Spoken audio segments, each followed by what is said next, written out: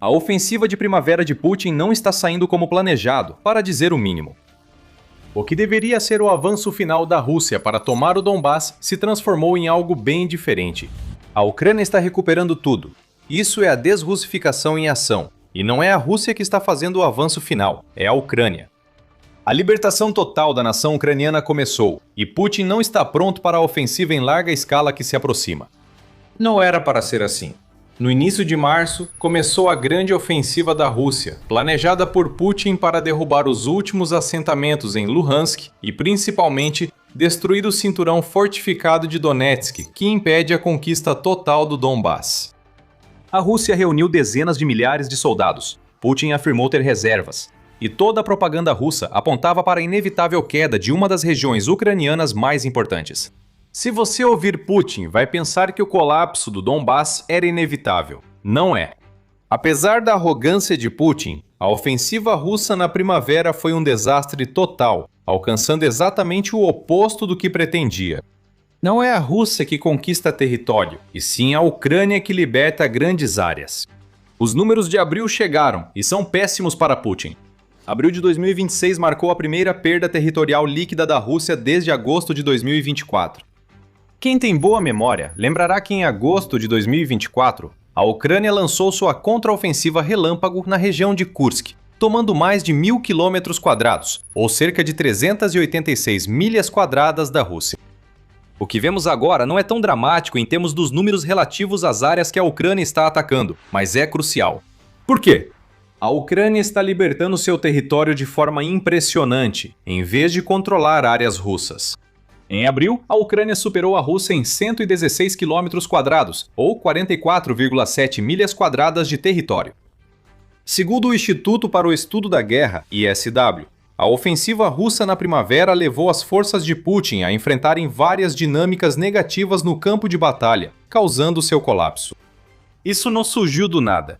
Março não foi muito melhor para os russos. No mês em que a ofensiva da primavera começou, a Rússia obteve quase nenhum ganho líquido em 31 dias de combates.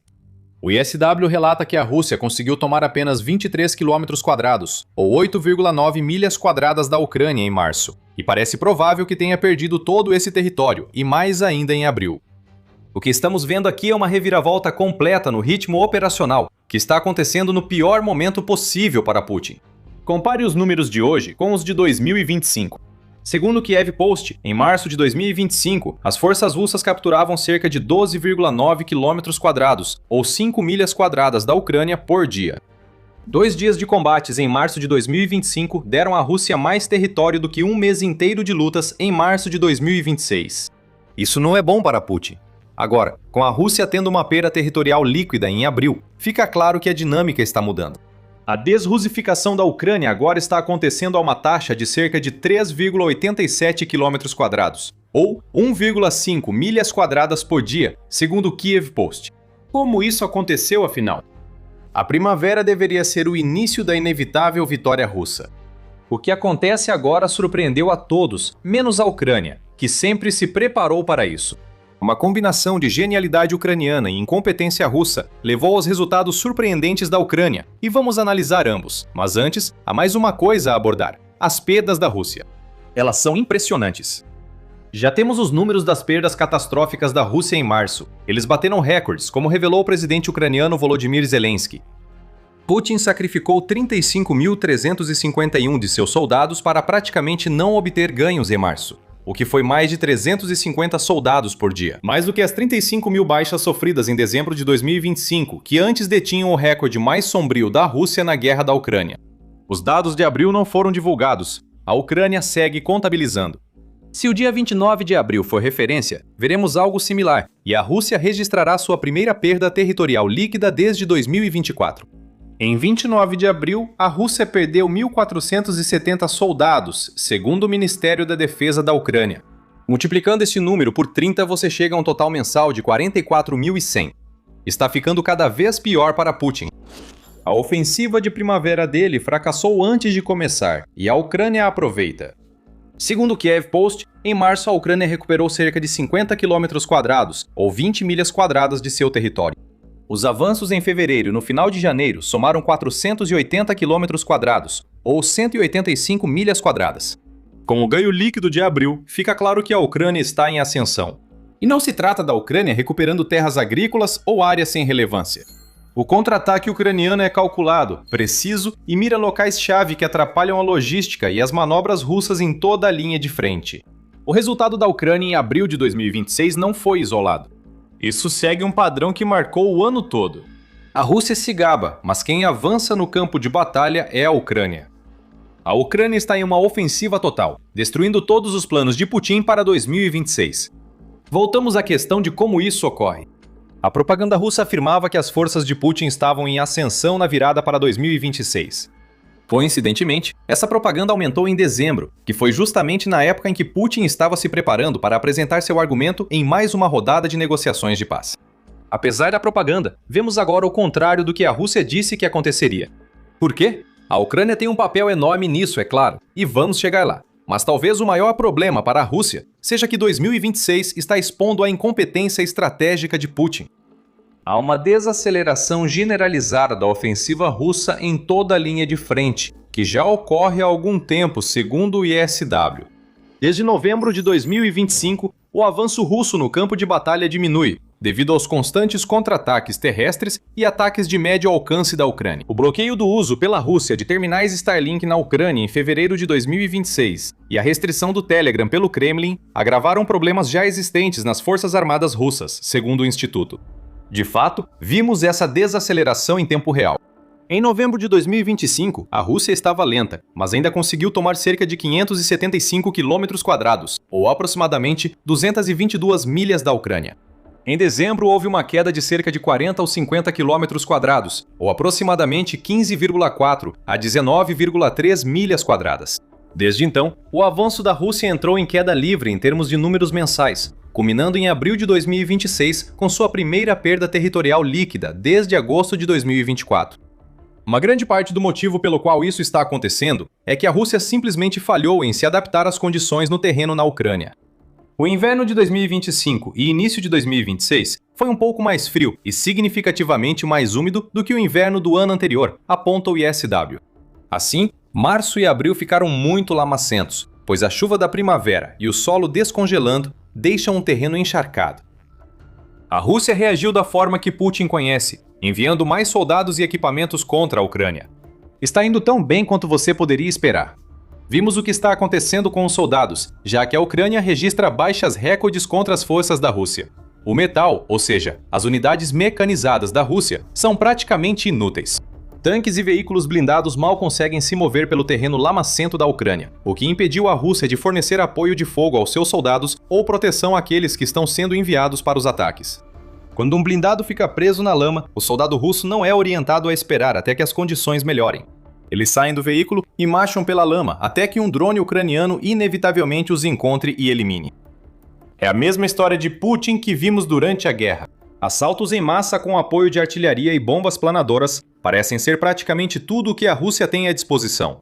Mas essa estratégia perde eficácia conforme as zonas de drones da Ucrânia aumentam e as táticas de infiltração russas falham. Mas o verdadeiro problema para a Rússia é este. Ela não consegue acompanhar o que está tentando fazer na Ucrânia neste momento.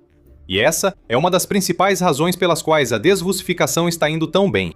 Mentiras espalhadas por seus generais e o apetite cada vez menor por guerra em seu país estão se combinando para frustrar os planos de Putin. Mas uma observação rápida antes de entrarmos nesse assunto. Você está assistindo ao The Military Show e nós mostramos a realidade por trás das manchetes. Inscreva-se no canal se quiser ficar por dentro de tudo. Os mentirosos da Rússia, quero dizer, os generais, estão tentando esconder tudo o que está acontecendo. Eles criaram uma realidade alternativa, onde a Rússia está em ascensão, e o mais louco disso tudo é que Putin provavelmente acredita neles. O presidente da Rússia é um homem que pune aqueles que lhe dizem coisas que ele não quer ouvir, o que resultou na criação de um grupo de bajuladores que mentem para ele só para garantir que não serão o próximo aliado a sofrer uma queda inesperada de uma janela na Rússia. Valery Gerasimov, chefe do Estado-Maior das Forças Armadas da Rússia, é o principal manipulador de informação do país. Em 21 de abril, a AA divulgou que Valery Gerasimov afirmou que a Rússia controlou 80 assentamentos ucranianos e 1.700 km², ou 656 milhas quadradas, do território da Ucrânia.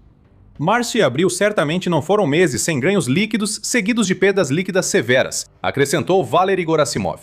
Ah não, a Rússia ainda estava ganhando território durante esses meses. Valery Gerasimov afirmou que na primavera, durante os primeiros meses da ofensiva russa, foram capturados 34 assentamentos ucranianos e 700 quilômetros quadrados, 270 milhas quadradas. O chefe de Estado-Maior russo mentia. Ainda não se sabe se isso visava enganar quem está fora da Rússia ou proteger a si mesmo. Putin vai preferir acreditar na realidade alternativa criada por seus generais, já que a verdade está longe do que ele deseja ouvir. As perdas territoriais e a desrussificação da maior parte da Ucrânia já são graves. Mas pense no que as táticas antiquadas de Putin precisam para ter alguma chance de sucesso efetivo. Você não pode ter uma estratégia de moedor de carne se não tiver carne para alimentar o moedor. Além de todos os problemas da Rússia, não conseguir recrutar soldados suficientes para manter a ofensiva de primavera, que já está desmoronando, pode ser o pior. O Ministério da Defesa do Reino Unido já destacou o que está acontecendo no recrutamento russo, dizendo que março marcou o quarto mês consecutivo em que a Rússia perdeu mais soldados do que conseguiu recrutar. Coincidência ou não, dezembro marcou o início do déficit, coincidindo com a queda dos ganhos territoriais da Rússia. Isso levou à situação em que a Ucrânia avança e conquista território. O Kiev Post detalha mais. O jornal destaca que a Rússia planeja recrutar 409 mil soldados contratados até o final de 2026, mas não está nem perto de atingir essa meta. A Rússia está recrutando uma média de 1.120 soldados por dia, o que mal cobre a taxa diária de baixas, que normalmente fica entre 1.000 e 1.200. E como vimos em 29 de abril, pode ser muito maior.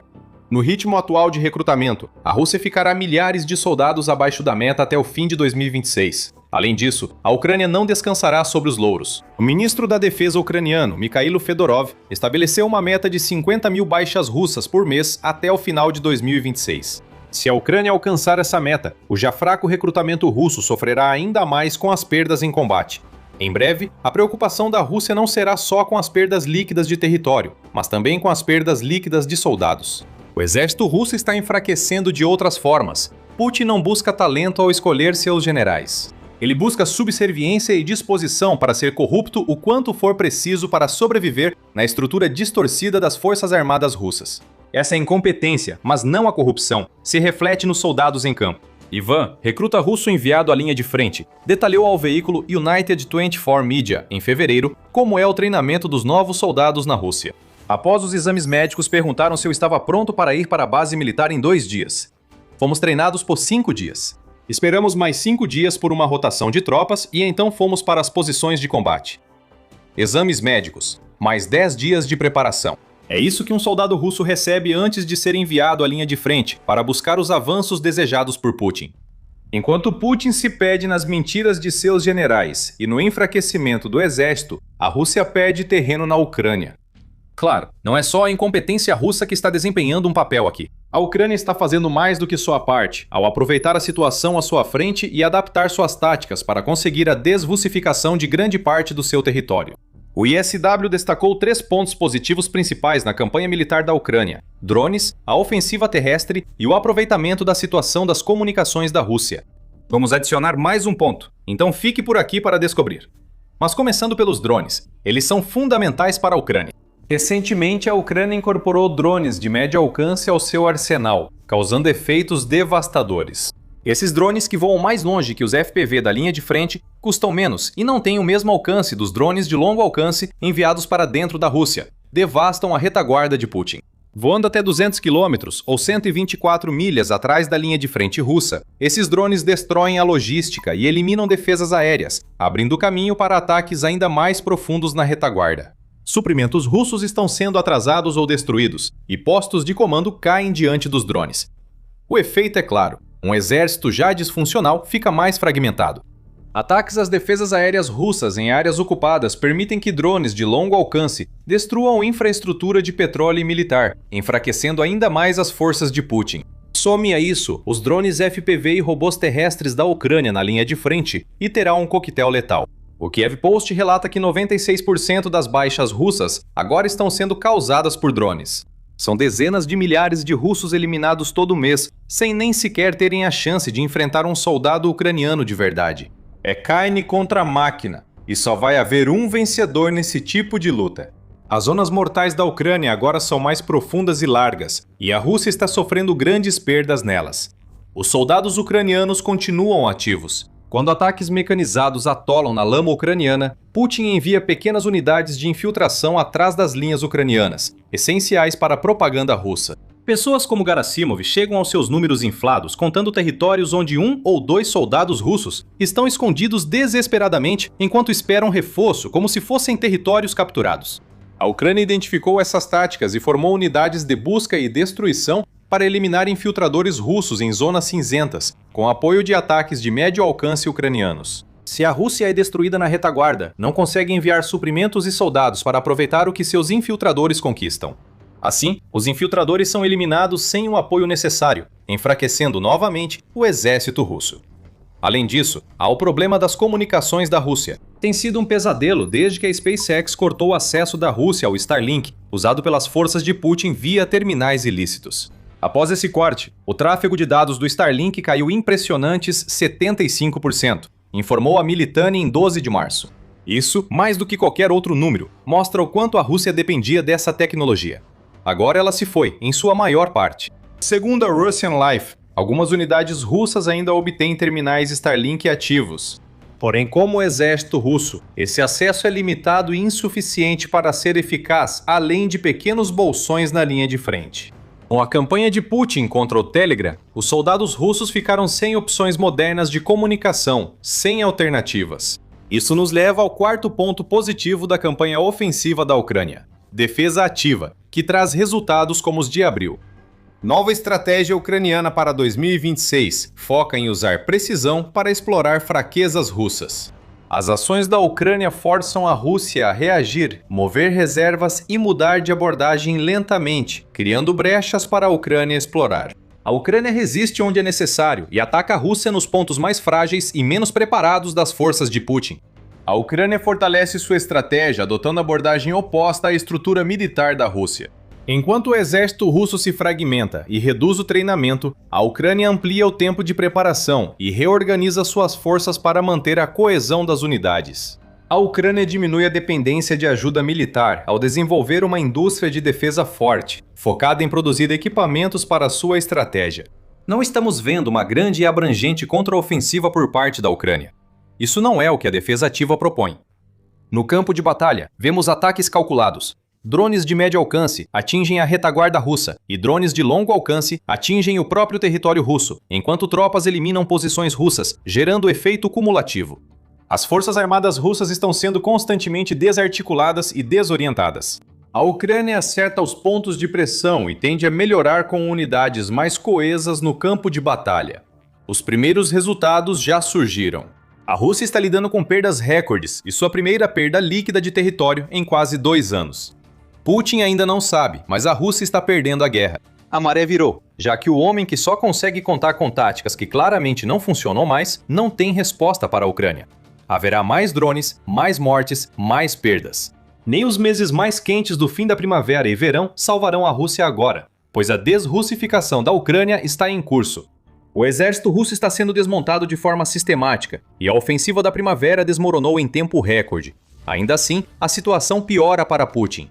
Libertar território no continente é prioridade da Ucrânia, mas ela não esqueceu a Crimeia. Ocupada ilegalmente desde 2014, a península está passando por sua própria desrussificação de longo prazo.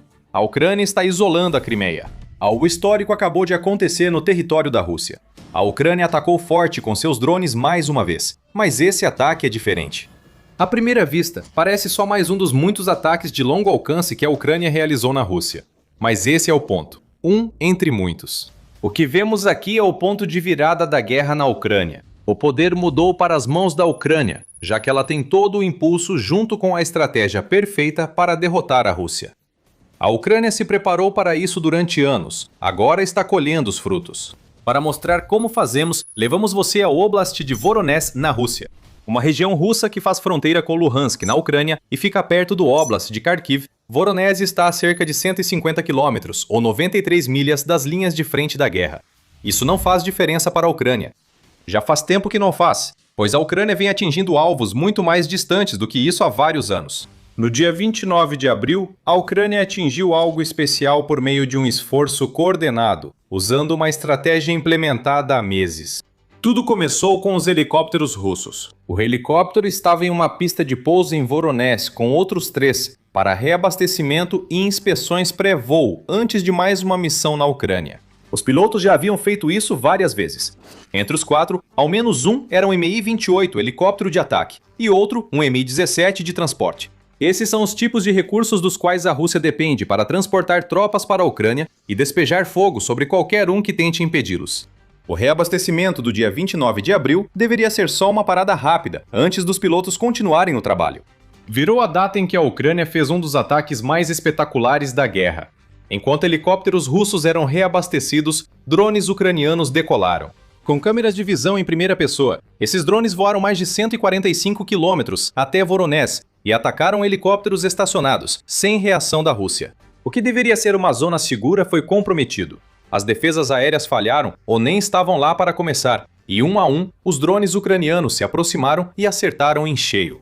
O comandante das forças de sistemas não tripulados da Ucrânia, Robert Brovdi, compartilhou com entusiasmo provas em vídeo dos ataques. Os impactos atingiram a parte central traseira do compartimento do motor, contornando as lâminas principais do propulsor. Após o ataque, ao menos um especialista em manutenção de helicópteros morreu ao ser atingido por um drone, informou Brovdi no Telegram. O vídeo mostra como os drones da Ucrânia ficaram precisos. Para a Rússia, o custo do ataque foi imenso. Não foi só o técnico que se perdeu, o que já é bastante prejudicial. A Rússia está rapidamente ficando sem pessoas com qualquer tipo de especialização em suas forças armadas, já que envia dezenas de milhares de pessoas para morrer na linha de frente, em vez de treiná-las para funções de apoio. Os helicópteros serão os que mais farão falta à Rússia. Há especulações de que a Ucrânia destruiu um Mi-8 e outros helicópteros já citados. Esse helicóptero é multifunção, transporta tropas e dá apoio de fogo às unidades terrestres. O abate fez a Rússia perder cerca de 6 milhões de dólares para um drone ucraniano, que custou menos de 1/10 disso. O Mi-8, abatido pelos mesmos drones FPV de longo alcance, custou à Rússia cerca de 3 vezes mais para ser fabricado. Somando 18 milhões de dólares a 6 milhões de dólares, o resultado é um dia de 24 milhões de dólares para a Ucrânia, ou até mais. O Mi-17, que a Ucrânia derrubou, custou até 32 milhões de dólares, de acordo com a Aircraft 24. Não está claro se esse é o custo de construção para a Rússia ou o preço de exportação. Mesmo assumindo metade do valor para a Rússia fabricar o helicóptero para si, ainda é mais um equipamento caro destruído pelos ataques aéreos da Ucrânia. A essa altura, a Rússia já devia estar acostumada a esse tipo de perda. Seus helicópteros não têm ido bem contra a Ucrânia. Helicópteros russos foram destruídos no solo por grupos partisanos ucranianos, como no caso do Mi-28N, abatido em um centro de treinamento em Oblast de Tver, em agosto de 2025. Também foram abatidos em voo, como em setembro, quando drones ucranianos derrubaram um Mi-8 no ar, em um ataque tão raro que a Rússia não poderia prever. A Rússia já perdeu 352 helicópteros desde o início da invasão de Putin, segundo o Ministério das Finanças da Ucrânia. Mas desta vez algo mudou. Agora vemos as coisas mudando a favor da Ucrânia, pois um ponto de virada foi alcançado. Antes de entrarmos nesse assunto, vale destacar o nível impressionante de coordenação que permitiu à Ucrânia realizar esse ataque mais recente. Esse ataque não foi isolado, nem feito por uma só unidade ucraniana. Isso exigiu planejamento. Para começar, os serviços de inteligência da Ucrânia tiveram que estar envolvidos. Você não simplesmente lança drones em uma pista de pouso a quase 160 km de distância, esperando que por acaso haja algo de valor para atacar. As unidades de drones da Ucrânia sabiam exatamente o que os helicópteros russos que estavam sendo reabastecidos estavam fazendo e lançaram suas armas ao ar para que chegassem no momento perfeito para atacar. Um helicóptero não pode impedir um drone enquanto está reabastecendo no solo. A Ucrânia sabia o que ia fazer com bastante antecedência. No momento certo, a Ucrânia lançou sua operação com total empenho. 3 de suas unidades estiveram envolvidas no ataque a Voronezh, incluindo a 429ª Brigada Separada, que ficou conhecida como Brigada Aquiles na Ucrânia, a 43ª Brigada de Artilharia Separada. A unidade alfa do Serviço de Segurança da Ucrânia costuma liderar os ataques de drones mais impactantes da Ucrânia. Está claro que a unidade alfa realizou os ataques de drones. Já sobre as outras duas, é difícil afirmar. Provide revelou que elas participaram, mas não disse como. Isso é inteligente. Por que contar à Rússia como a Ucrânia está realizando seus ataques de drones? Os capangas de Putin não precisam de nenhuma pista sobre como poderiam evitar que outro ataque como esse aconteça no futuro. Mas agora, a coordenação da Ucrânia não preocupa Putin. Nem a perda de helicópteros, a degradação das forças armadas russas ou o custo financeiro assustarão o presidente da Rússia. O verdadeiro problema de Putin agora é o que esse último ataque representa. A Ucrânia não teve sorte em Voronezh. Ela realizou um ataque possibilitado pela destruição sistemática da única coisa que protegia a Rússia dos drones e armas de longo alcance da Ucrânia desde o início da guerra. Isso muda tudo. E aliás, se esse é o tipo de análise que você quer ver mais, certifique-se de estar inscrito no The Military Show. A gente analisa tudo assim toda semana. O que a Ucrânia alcançou em 29 de abril e boa parte do que faz contra a Rússia hoje só foi possível devido a uma campanha consistente focada em enfraquecer as defesas aéreas russas. Evidências de que a campanha funcionou começam a surgir. A Rússia nunca protegeu seu espaço aéreo tão bem quanto desejava. Simplesmente não é possível proteger tudo. A Rússia é o maior país do mundo, com uma área total de 17 milhões de quilômetros quadrados, ou cerca de 6,5 milhões de milhas quadradas. Mesmo com só defesas aéreas, a Rússia não conseguiria proteger todo o seu território.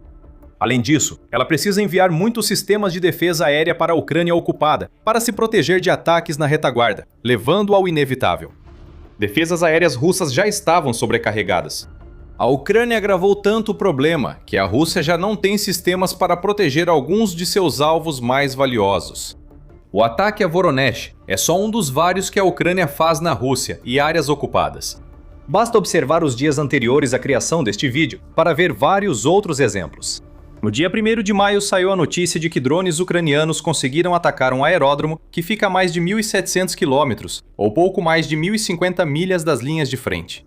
A base aérea de Chargol, em Chelyabinsk, foi atingida por drones que acertaram 2 dos caças ultramodernos Su-57 da Rússia, além de um Su-34 e outra aeronave que ainda não foi especificada. Esse foi um dos ataques mais profundos da Ucrânia, custando à Rússia alguns dos seus melhores caças e cerca de 250 milhões de dólares. No mesmo dia, o Le Monde informou que os drones da Ucrânia também conseguiram alcançar uma grande refinaria de petróleo em Perm, que fica a 1.500 quilômetros, ou cerca de 930 milhas da Ucrânia.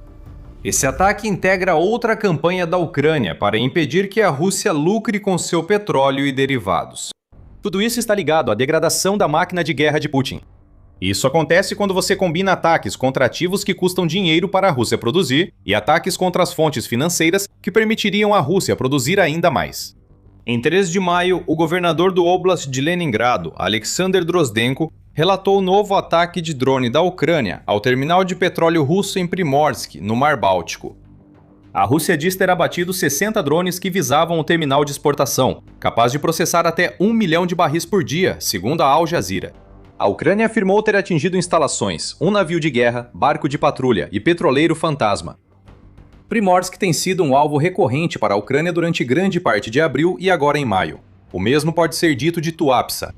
Em 1º de maio, drones ucranianos atingiram a refinaria de Tuapsa, no Krai de Krasnodar, na Rússia. Este foi o 4º ataque em cerca de um mês. Esse tipo de repetição não deveria estar acontecendo. Apesar da Rússia não proteger suas instalações petrolíferas, um ataque ucraniano bem-sucedido já deveria obrigar Putin a reforçar as defesas aéreas, mas isso não ocorre. A Ucrânia está criando corredores aéreos seguros para enviar drones ao interior da Rússia e atacar várias regiões.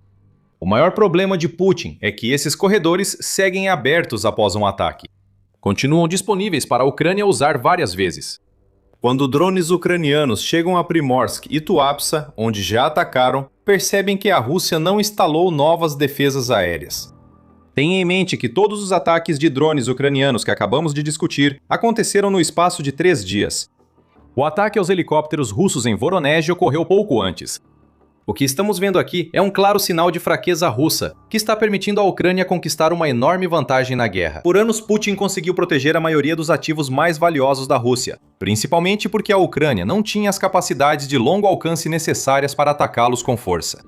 Defesas aéreas sobrecarregadas bastaram nos primeiros anos da guerra. Em 2025, a Ucrânia intensificou seus ataques, como na campanha contra refinarias de petróleo russas, frequentemente atingindo a mesma instalação várias vezes ao longo de meses. No fim de 2025, a Ucrânia já havia atacado a infraestrutura petrolífera russa mais de 140 vezes, um aumento superior a 50% em relação a 2024. O principal são os ataques da Ucrânia às defesas aéreas russas. Já sobrecarregadas, essas defesas estão esgotadas. Agora há falhas na defesa aérea da Rússia. Sempre existiram brechas, é claro, mas essas brechas estão permanecendo abertas por mais tempo do que nunca, e em alguns casos, simplesmente nunca são preenchidas. Isso não é negligência de Putin, é necessidade. A Rússia ficou sem defesas aéreas extras, forçando Putin a priorizar o que proteger. A Ucrânia vem pressionando as defesas aéreas russas há meses para chegar a essa situação. De acordo com o Kiev Independent, a Ucrânia realizou 492 ataques contra as defesas aéreas russas dentro da Rússia e nos territórios ocupados entre junho de 2025 e março de 2026. Esse número equivale a quase um terço de todos os ataques verificados de médio e longo alcance da Ucrânia nesse período. O principal objetivo era destruir as defesas aéreas russas, e a Ucrânia continuou mesmo após alcançar um ponto de virada na guerra de longo alcance. Esse é o ponto de virada, o momento crucial antes de tudo mudar, e agora a Ucrânia busca forçar essa mudança. Em 1º de maio, o Ministério da Defesa da Ucrânia informou que 25 sistemas russos de defesa aérea e radares foram destruídos em abril por ataques ucranianos de médio alcance. É quase um sistema por dia, e todos terão que ser substituídos por defesas aéreas de outras regiões da Ucrânia ou da Rússia, caso Putin queira manter o controle das áreas conquistadas. A Rússia enfrenta problemas com seus estoques. O comandante das Forças Armadas da Ucrânia, Oleksandr Syrskyi, afirmou em abril que a Rússia não possui mísseis antiaéreos suficientes contra drones ucranianos. A degradação está levando à devastação. A Rússia não conseguirá construir rapidamente novos sistemas de defesa aérea e radares para substituir os que perdeu. Se pudesse fazer isso, a Rússia não estaria nessa situação em primeiro lugar. Nada disso teria importância se a Ucrânia não estivesse explorando a fraqueza da defesa aérea russa, com ataques de drones de longo e médio alcance. Mas ela aproveitou. Ela acompanhou a destruição das defesas aéreas russas com ataques constantes, resultado da busca contínua por armas mais potentes para atingir alvos valiosos na Rússia. O FP-9 é uma dessas armas. Fabricado pela Firepoint, o FP-9 é um míssil balístico capaz de alcançar Moscou e é maior que os mísseis Iskander da Rússia. A Ucrânia nunca se esperou que pudesse construir tal arma.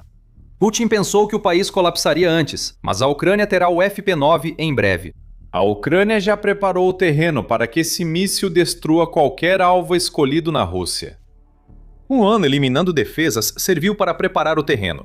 O FP-9, junto com os drones de longo alcance da Ucrânia, vai derrubar esses alvos. Além de aprimorar seu arsenal de longo alcance, a Ucrânia agora produz em larga escala. Em 30 de abril, a ABC News informou que a Rússia quebrou seu recorde de lançamentos de mísseis e drones na Ucrânia. Segundo a Força Aérea Ucraniana, impressionantes 6.804 projéteis russos entraram no território ucraniano, superando o recorde anterior da Rússia de 6.600, estabelecido em março.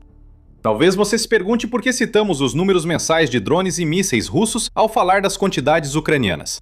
Há uma resposta simples. Nenhum dos meses recentes de recorde da Rússia supera o que a Ucrânia fez em março. A Rússia se revelou.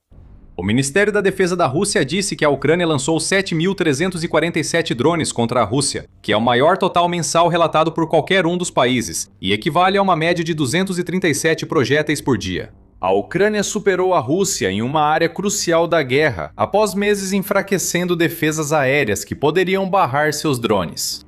Agora que essas defesas estão tão dispersas e destruídas que a Ucrânia pode praticamente atacar quando quiser, o país está disposto a enviar enxames recordes de drones para a Rússia, que em breve serão acompanhados por mísseis balísticos como o FP-9. Se você quer saber se a Ucrânia superou a Rússia em drones de longo alcance em abril, não sabemos. O Ministério da Defesa russo ficou repentinamente silencioso sobre ataques ucranianos. Isso não surpreende. O ministério revelou demais em março e evita admitir que a Ucrânia vence no longo alcance. Mas isso não é necessário. As evidências são claras. Helicópteros destruídos em Voronezh, óleo em chamas em Tuapsa e Primorsk, e caças destruídos em uma base aérea russa a mais de 1.400 quilômetros da Ucrânia. A Rússia já não consegue proteger seus ativos mais valiosos, seja em territórios ocupados ou no próprio país. A Ucrânia só precisa continuar pressionando. Cada defesa aérea destruída enfraquece ainda mais a Rússia. Esta é a morte de uma defesa por 1000 cortes acontecendo em tempo real. Isso ocorre porque as defesas aéreas da Rússia foram inúteis contra os novos drones da Ucrânia. A Ucrânia apenas repete uma estratégia clássica de supressão de defesa aérea em um confronto. Levou anos para ser implementada, pois a Ucrânia precisou construir as armas necessárias enquanto era bombardeada pela Rússia. Agora a Ucrânia tem essas armas. Ela não precisa mais pedir permissão nem se preocupar com alvos russos fora de alcance. A Ucrânia destrói tudo o que quer atingir, por isso, o poder mudou de lado. Defesas aéreas russas continuarão desmoronando. Novos ataques ocorrerão à medida que a Ucrânia amplia seus enxames de drones e usa mísseis balísticos no campo de batalha. Putin nunca previu nada disso, e agora ele não consegue ver uma maneira de impedir. Uma boa dose de sal foi esfregada nas feridas russas. A Rússia está implodindo. Sua taxa de baixas está aumentando, sua economia está entrando em colapso e suas forças na linha de frente não estão avançando. A poderosa máquina de guerra do Kremlin hoje é apenas uma sombra do passado. Mesmo distante do campo de batalha, Moscou sente a pressão. No coração da Rússia, autoridades do Kremlin, nacionalistas radicais e o presidente Vladimir Putin já não conseguem mais esconder a dura verdade diante de seus olhos. A maré está rapidamente virando a favor da Ucrânia e a Rússia está perigosamente próxima de uma das derrotas estratégicas mais humilhantes e custosas que o mundo já viu. Putin nunca previu isso. Nos primeiros dias e semanas da guerra, lá em 2022, suas forças fizeram exatamente o que ele esperava delas. Eles avançaram pelas fronteiras norte, leste e sul em direção à Ucrânia, capturando o território rapidamente. Cidades e vilarejos ucranianos logo caíram e o exército do Kremlin chegou até a se aproximar perigosamente da capital do país, Kiev. Em um determinado momento, no final de março de 2022, a Rússia ocupava cerca de 27% da Ucrânia. Putin provavelmente já tinha o champanhe gelando, pois parecia quase inevitável que seu exército muito maior continuaria a devastar o adversário. Parecia ser apenas uma questão de tempo até que as 4 regiões orientais que Putin havia originalmente mirado, Donetsk, Luhansk, Kherson e Zaporizhia, caíssem completamente sob seu controle. E agora sabemos que isso não aconteceu, porque o que realmente aconteceu foi que o desempenho do exército russo atingiu seu auge em março de 2022. Nos meses que se seguiram, tudo mudou. Com a ajuda de seus aliados em todo o mundo ocidental, a Ucrânia orquestrou um enorme esforço de contraofensiva, reconquistando milhares de milhas quadradas de território perdido, forçando os russos a saírem completamente de certas regiões e, finalmente, estabilizando as linhas de frente. O controle da Rússia caiu de 27% para cerca de 18% até o final de 2022. Desde então, a Rússia tenta todos os anos recuperar esse território. Uma guerra que parecia acabar em semanas ou meses, agora já dura mais que o tempo da União Soviética contra a Alemanha nazista na Segunda Guerra Mundial. E quanto mais o tempo passa, pior tem sido o desempenho da Rússia. Mesmo após o revés do final de 2022, a máquina de guerra do Kremlin conseguiu se reagrupar, se reorganizar e reconquistar territórios da Ucrânia. Já não avançava tão rápido como nas primeiras semanas, mas ainda tinha alguns ganhos razoáveis de vez em quando. Em 2026, no entanto, as forças russas na linha de frente chegaram mais ou menos a um impasse. Seus ganhos caíram quase a zero e em algumas áreas passaram a perder mais território do que conquistar, devido às contraofensivas cada vez mais fortes da Ucrânia. 2 especialistas na situação, o consultor político internacional Dr. Jason J. Smart e o ex-líder do esquadrão do SEAL Team 6, Chuck Farah, sentaram-se recentemente para discutir o péssimo desempenho do Kremlin no primeiro trimestre de 2026, com Farah resumindo a situação de forma bastante sucinta da seguinte maneira. Até agora, Jason, no primeiro trimestre, os russos tomaram uma área do tamanho de Fresno, Califórnia. Isso não é vitória. Existem muitos dados que comprovam isso. Um relatório do Instituto para o Estudo da Guerra, ISW, por exemplo, publicado em 31 de março de 2026, constatou isso. Os avanços russos desaceleraram de forma bastante dramática nas fases finais de 2025 e no início de 2026, com os primeiros meses de 2026 apresentando uma queda drástica. As forças russas avançaram em média 5,5 km² por dia nos primeiros 3 meses de 2026, em comparação com uma média de 11,06 km² por dia nos primeiros 3 meses de 2025. Analisando mais a fundo esses números, os dados mostram que a Rússia conquistou cerca de 319 km² ou 123 milhas quadradas em janeiro. Fevereiro registrou uma grande queda, com as forças do Kremlin avançando apenas 123 km², ou 47 milhas quadradas. Esse foi o menor avanço desde abril de 2024. Fevereiro de 2026 também foi um mês notável porque as forças ucranianas conquistaram mais território do que perderam, como confirmado por um dos próprios analistas de conflitos do ISW, George Barros, que disse ao Business Insider que os ucranianos estão ganhando mais terreno. Em fevereiro, os ucranianos libertaram mais território do que os russos conquistaram. A última vez que as forças ucranianas avançaram mais que as russas foi em 2023. Isso é novidade. Esse foi um grande momento, mostrando que a Rússia não só desacelerava, mas a Ucrânia começava a superá-la. Em março, a situação piorou para o Kremlin, com o exército russo registrando quase nenhum ganho territorial relevante nas linhas de frente da Ucrânia pela primeira vez em 2 anos e meio. Para ser mais preciso, conquistou apenas 23 km², ou 9 milhas quadradas, mas também perdeu algum território em outras áreas. Em outras palavras, o exército russo não apenas desacelerou, está praticamente parado. De facto, apesar de estar ativamente na ofensiva na maioria das áreas desde janeiro de 2024, o Centro de Estudos Estratégicos Internacionais constatou que as forças russas estavam avançando a passos de tartaruga na maioria desses locais. Em uma de suas maiores campanhas, por exemplo, o longo avanço em direção à cidade de Pokrovsk, que originalmente deveria durar no máximo algumas semanas, acabou levando vários anos. Os russos avançaram apenas 50 km, 31 milhas de Avdiivka até Pokrovsk, entre fevereiro de 2024 e janeiro de 2026. Isso representa um ritmo médio de cerca de 70 metros, 230 pés, por dia. Isso é mais lento do que o avanço das forças aliadas na Batalha do Somme na Primeira Guerra Mundial há mais de um século. As ofensivas russas em locais como Kupiansk e Chassivyar são ainda mais lentas, com o Kremlin levando meses para capturar pequenos assentamentos ou faixas de terra cheia de crateras.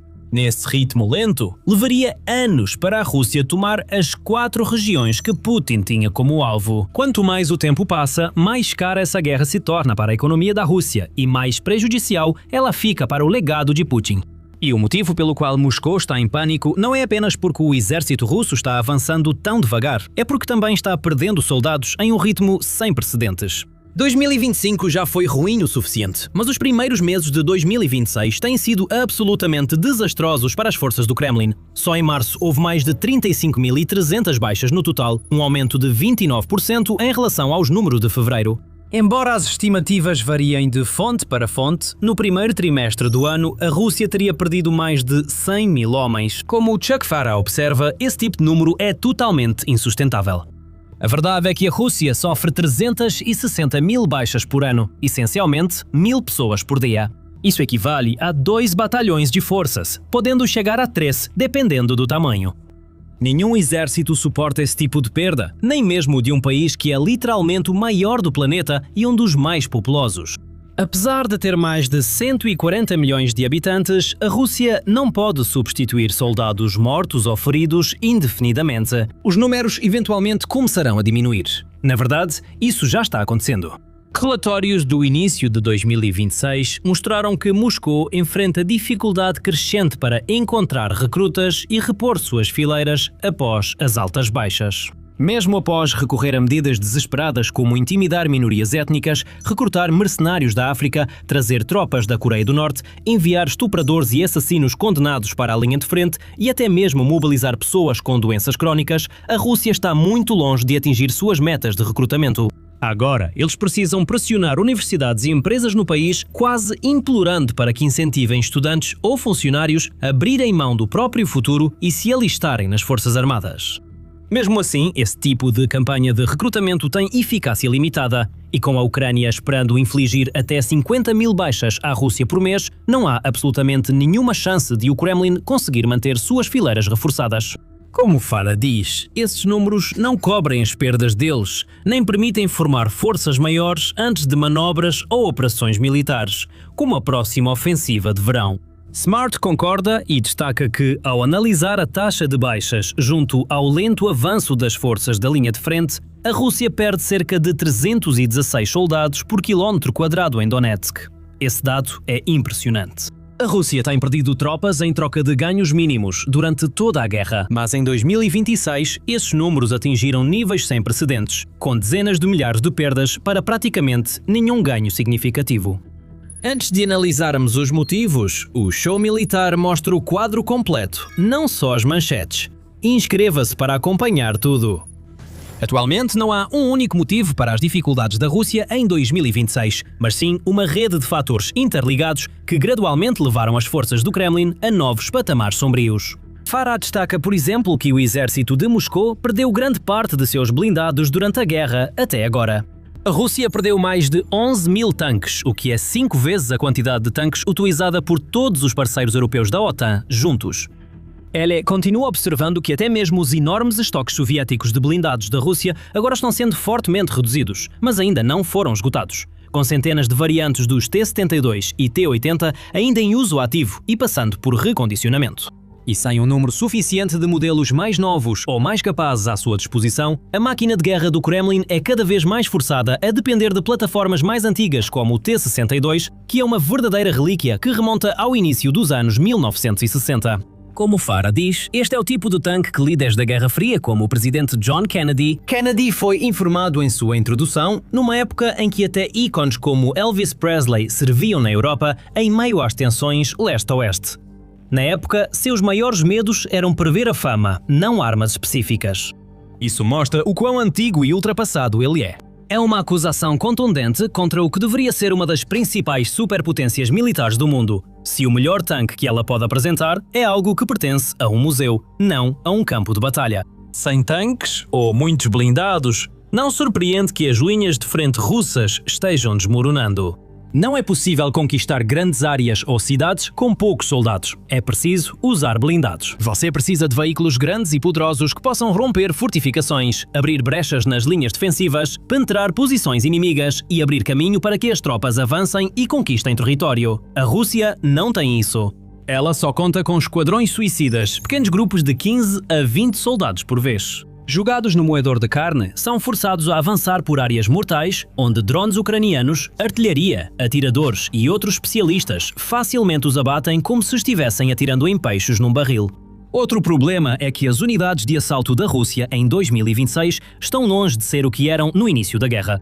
Naquela época, o exército do Kremlin era formado principalmente por soldados de verdade, homens que dedicaram suas vidas às forças armadas. Homens que tinham anos de experiência em combate, que sabiam como manusear as armas e veículos à sua disposição, que conseguiam manter a calma sob pressão e tinham confiança em cenários de combate porque já haviam passado por esse tipo de situação antes. Essas eram pessoas que realmente queriam lutar por sua pátria e acreditavam no que estavam fazendo.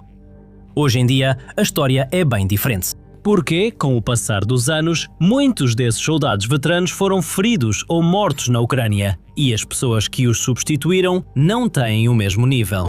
O exército russo atualmente é formado em grande parte por condenados. Pessoas doentes, pressionadas ou chantageadas a se alistar, ou que estão lá só pelo dinheiro, atraídas por promessas de pagamentos generosos e altos salários para ajudar a sustentar seus entes queridos em casa. Esses não são soldados de carreira. Essas pessoas não estão dispostas a arriscar a vida pela mãe Rússia e, no fim, não querem de forma alguma estar na linha de frente. Pessoas que preferem estar em outro lugar e costumam aproveitar oportunidades para se render, desertar ou evitar serem enviadas aos ataques suicidas do Kremlin.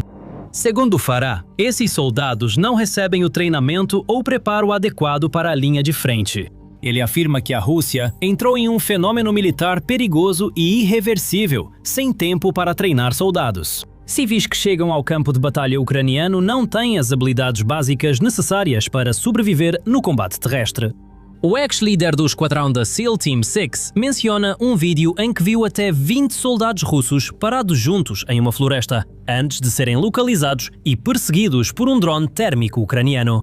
Ele continua dizendo que, na maioria das vezes, esses novos recrutas simplesmente não têm ideia do que fazer ou para onde ir quando chegam à linha de frente, com alguns simplesmente se afastando e se perdendo. Como resultado, o moral está caindo rapidamente. Isso é importante, pois o moral é uma medida invisível, mas essencial para o sucesso em conflitos prolongados. Se seus soldados estão confiantes, motivados e inspirados por quem está no comando, eles estarão muito mais dispostos a dar tudo de si em cada operação, o que pode levar a grandes avanços no campo de batalha, mesmo contra todas as probabilidades. Por outro lado, quando há um exército de pessoas desiludidas e assustadas, focadas apenas na própria sobrevivência em vez do coletivo, elas não vão se arriscar, dar tudo de si, nem morrer pelo país. Elas buscarão qualquer saída e agirão pelo próprio interesse, não pelo exército. É por isso que, como Jason Smart diz, cada vez mais soldados estão desertando, porque as tropas russas não querem ficar nessas zonas mortais da linha de frente por mais tempo do que o necessário. Isso é uma notícia realmente ruim para os superiores em Moscou, que estão enfrentando desafios para os quais simplesmente não têm mais resposta. Os problemas não se limitam às linhas de frente. Em toda a Rússia, os impactos da guerra são sentidos como nunca. Segundo a Smart, 35 regiões russas enfrentam dificuldades para fechar as contas devido aos altos gastos com incentivos únicos por alistamento e bônus de recrutamento. Cada vez mais, autoridades insatisfeitas em todo o país estão tendo que gastar seu tempo, dinheiro e recursos limitados para convencer civis relutantes a se alistarem para uma guerra que eles não querem travar. Em vez de investir em serviços essenciais como educação, saúde e manutenção de estradas e da infraestrutura de vilas e cidades. Como resultado, a vida na Rússia piora diariamente. As pessoas veem cada vez mais seus entes queridos sendo enviados para morrer na Ucrânia. Com mais famílias russas tendo ao menos um membro morto ou ferido na guerra, mas também estão tendo que gastar mais dinheiro com itens essenciais do dia-a-dia, enquanto sofrem com os efeitos do agravamento dos serviços públicos. O ISW destaca que pesquisas estatais na Rússia mostram, ainda que lentamente, crescente descontentamento social com o presidente Vladimir Putin. Essas pesquisas, apesar de serem realizadas e publicadas por agências de mídia controladas pelo Kremlin, mostram que a aprovação de Putin caiu durante 6 semanas consecutivas, de 2 de março até 12 de abril, passando de 72,9% para 66,7%. A confiança em Putin diminuiu, assim como a popularidade de seu partido governista, o Rússia Unida. As pesquisas também mostram que mais de 60% dos russos têm uma opinião negativa sobre a situação política atual em seu país, e a grande maioria está ansiosa para ver o fim da guerra. É revelador quando até os porta-vozes da mídia do Kremlin admitem que o povo não está satisfeito. Esse é mais um motivo do pânico em Moscou, com aliados, conselheiros e comandantes de Putin sem saber o que fazer agora. Mas a situação pode estar prestes a piorar ainda mais. Porque, enquanto a Rússia se prepara para mais uma ofensiva de verão, na qual o Kremlin vai torcer contra todas as probabilidades para que suas forças consigam avançar e aproveitar ao máximo as condições climáticas favoráveis para ganhar território, o facto é que a Ucrânia está ficando cada vez mais forte. Segundo especialistas como Fara, as forças de Kiev e não as de Moscou têm mais chances de aproveitar um verão relativamente bem-sucedido. Acredito que a Ucrânia inevitavelmente avançará e os superará. O ex-SEAL continua citando vários exemplos notáveis de sucessos ucranianos que as forças de Kiev podem relembrar e potencialmente repetir. Como em Kherson, em 2024, quando a Ucrânia conseguiu empurrar as forças russas de volta até o outro lado do rio Dnieper, ou em Kharkiv e arredores, ao norte, onde as forças ucranianas mais uma vez expulsaram completamente os russos da região de Sumy. Fara conclui que isso pode acontecer novamente em breve, apontando a fragilidade do comando, incompetência e corrupção dos oficiais, além da falta de recursos militares básicos, além de munição para fuzis, como principais razões para o colapso iminente da Rússia. Analisando o quadro geral, Fara diz que oficiais de Moscou estão cada vez mais preocupados com tanto dinheiro e recursos militares empregados na Ucrânia. Ele observa que, de acordo com fontes de inteligência do Reino Unido, 97% da capacidade militar da Rússia está agora concentrada na Ucrânia e suas forças estão sendo rapidamente esgotadas lá. Isso deixa muito pouco para defender ou lidar com qualquer outra ameaça. A China, apesar de ser uma aliada cautelosa da Rússia em alguns aspectos, pode potencialmente aproveitar esse facto para avançar e reivindicar alguns dos territórios do Extremo Oriente que deseja capturar há décadas. Se isso ocorresse, a Rússia estaria praticamente impotente para impedir, mostrando o quanto essa outrora poderosa nação caiu, resultado de seu presidente e busca implacável por poder a qualquer custo. O impensável acabou de acontecer com a Rússia. Drones ucranianos atacaram mais uma vez e a Rússia perdeu tudo o que estava tentando construir na Ucrânia ocupada. Putin achava que era impossível. A Ucrânia fez o impensável, mas agora o verdadeiro problema para Putin é que o que a Ucrânia fez é só o começo. Algo ainda pior virá, pois a Ucrânia preparou o terreno para o caos começar. Como? Responderemos a essa pergunta em minutos. Primeiro, temos o que a Ucrânia conseguiu realizar bem no interior dos territórios ocupados. As forças de drones da Ucrânia vêm expandindo constantemente o tamanho das zonas de morte que criaram para forçar Putin a gastar os recrutas que ele está enviando para lutar em suas guerras. As zonas de morte originais já eram ruins, estendendo-se por quilômetros atrás das linhas de frente, cheias de drones e defesas antitanque. Essas zonas causaram a morte de milhares de russos presos nelas. Agora, com drones de nova geração, a Ucrânia ataca mais longe e com mais força. A retaguarda russa está sendo duramente atingida como nunca antes, e vimos o quão grave é esse ataque entre os dias 23 e 25 de abril. Drones ucranianos atacaram fortemente Luhansk e Donetsk, no Donbass. Ao sul, áreas ocupadas de Zaporísia foram atacadas, enquanto a Ucrânia golpeou as ambições russas de conquistar a cidade. Nestes 3 dias, vimos uma operação contínua focada na energia, logística e comando da Rússia. A Ucrânia mostra coordenação e inteligência, com unidades de drones cooperando como nunca. Seja nos territórios ocupados, nos Bálticos ou até nos Urais, drones ucranianos fazem o impensável. Os ataques de abril surpreenderam a Rússia, e a cada ataque ucraniano, a situação crítica para os russos se agravou. Tudo começou em Luhansk, quando o primeiro centro SBS ucraniano atacou um depósito de munição e suprimentos que abastecia soldados russos na linha de frente. Se os capangas de Putin pensavam que avançariam além de Luhansk em breve, estão enganados.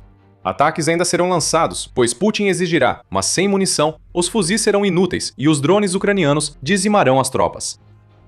A unidade Nemesis da Ucrânia atacou a logística russa em Luhansk, e em 24 de abril também mirou um local de pouso de drones e um depósito em Zaporísia. Mais logística destruída e ainda prejudica a estratégia russa de drones de médio e longo alcance. Para não ficar atrás, o primeiro centro SBS mirou novamente um alvo em Luhansk, em 24 de abril, e destruiu outro depósito de munições. E enquanto tudo isso acontecia, o primeiro centro SBS estava coordenando com o 9º Batalhão Kairos da Ucrânia para atacar vários alvos em Donetsk e Zaporísia entre os dias 23 e 25 de abril. Centros de comunicação foram derrubados em ambos os oblastes. A Ucrânia destruiu uma torre de comunicação, dificultando que comandantes russos ordenem avanços contra drones ucranianos e torçam pelo melhor para seus soldados na linha de frente. A Brigada K2 das Forças de Sistemas Não Tripulados da Ucrânia também entrou em ação em 24 de abril, atingindo outro alvo em Luhansk e destruindo um centro logístico russo. Nemesis não havia terminado. Após atacar instalações de pouso e armazenamento de drones em Zaporísia, ele atingiu outra torre de comunicação. Desta vez, os drones ucranianos atingiram com tanta força que derrubaram toda a torre. Os ataques continuaram em 25 de abril. O 9º Batalhão eliminou um ponto temporário de desdobramento russo em Zaporísia. Bem, as comunicações da Rússia tinham caído. Então, nada melhor do que eliminar os soldados confusos que estavam se perguntando o que fazer em seguida nesse processo. Por fim, o 9º Batalhão atacou novamente em Donetsk. 3 trens russos foram atingidos ao longo do dia, destruindo partes essenciais das linhas logísticas que sustentam as forças de Putin nos oblastes parcialmente ocupados. Ufa, foram muitos ataques em 3 dias. E quem ficou muito satisfeito foi o líder das forças de sistemas não tripulados da Ucrânia, Robert Brovd. Em um discurso animado no Telegram contra soldados russos, Brovd postou um vídeo mostrando o sucesso dos ataques de médio alcance da Ucrânia e fez vários comentários. Eles violentaram a civilização nos territórios ocupados temporariamente, com sua visão limitada, como a Velcom na Idade da Pedra. Logística ferroviária com trenós puxados por cães, gôndolas, comunicações via internet, pombos, armazéns e depósitos de óleo. Por ora, além dos Urais, quartéis generais em buracos e trincheiras, luz se necessário. A permanência dos vermes nos territórios ocupados temporariamente está mudando, declarou Brovd. Não temos certeza se entendemos tudo o que Brovd diz, mas sua mensagem para as forças da Rússia é clara. Os drones da Ucrânia estão levando as tropas russas nos territórios ocupados de volta à Idade da Pedra. É difícil discordar de Brovd. Vemos o resultado do esforço constante da Ucrânia em ampliar suas zonas de morte, que agora alcançam áreas além das linhas de frente, atingindo quilômetros atrás delas. Mencionamos uma nova geração de drones em ação. Drones de médio alcance, como o FP2, permitiram que a Ucrânia atacasse alvos semelhantes aos da ofensiva de 3 dias em abril, com total liberdade. As zonas de morte, antes já perigosas para as forças russas, agora triplicaram em algumas áreas da linha de frente, alcançando até 150 quilômetros de profundidade com os novos drones. Para a Rússia, o momento não poderia ser pior. Ela já enfrentava a perda das conexões ilícitas de Starlink e a repressão de Putin ao uso do Telegram, dificultando muito as comunicações. A Ucrânia agora usa drones de médio alcance para atacar logística, munição, tropas e a infraestrutura de comunicações restante da Rússia. Tudo isso faz parte do plano da Ucrânia. Ela já estava lançando drones no interior da Rússia. Falando à BBC, Brovd disse: de 1.500 a 2.000 quilômetros, ou de 930 a 1.240 milhas dentro do território russo, já não é mais a retaguarda tranquila. O pássaro ucraniano amante da liberdade voa quando e onde quer. Porém, o que preocupa Putin é a retaguarda próxima nos territórios ocupados. Se a própria Rússia já não é mais segura, essas posições muito mais próximas estão em perigo, a um ponto que ninguém poderia ter imaginado no início da guerra. A campanha de médio alcance da Ucrânia se intensificou nos últimos meses. A Aviation Week relata que o período entre dezembro de 2025 e março de 2026 viu a Ucrânia lançar 1.588 drones de médio alcance, que juntos atacaram 408 alvos. Só em março, a Ucrânia atingiu 222 alvos, o que representa mais da metade do total de 4 meses, ao lançar enxames de seus drones FP-1, FP-2, tomografia, 6, FD-29 e E-300 contra os ocupantes russos. Esses drones atacam os alvos que discutimos, e também as defesas aéreas instaladas pela Rússia nos territórios ocupados.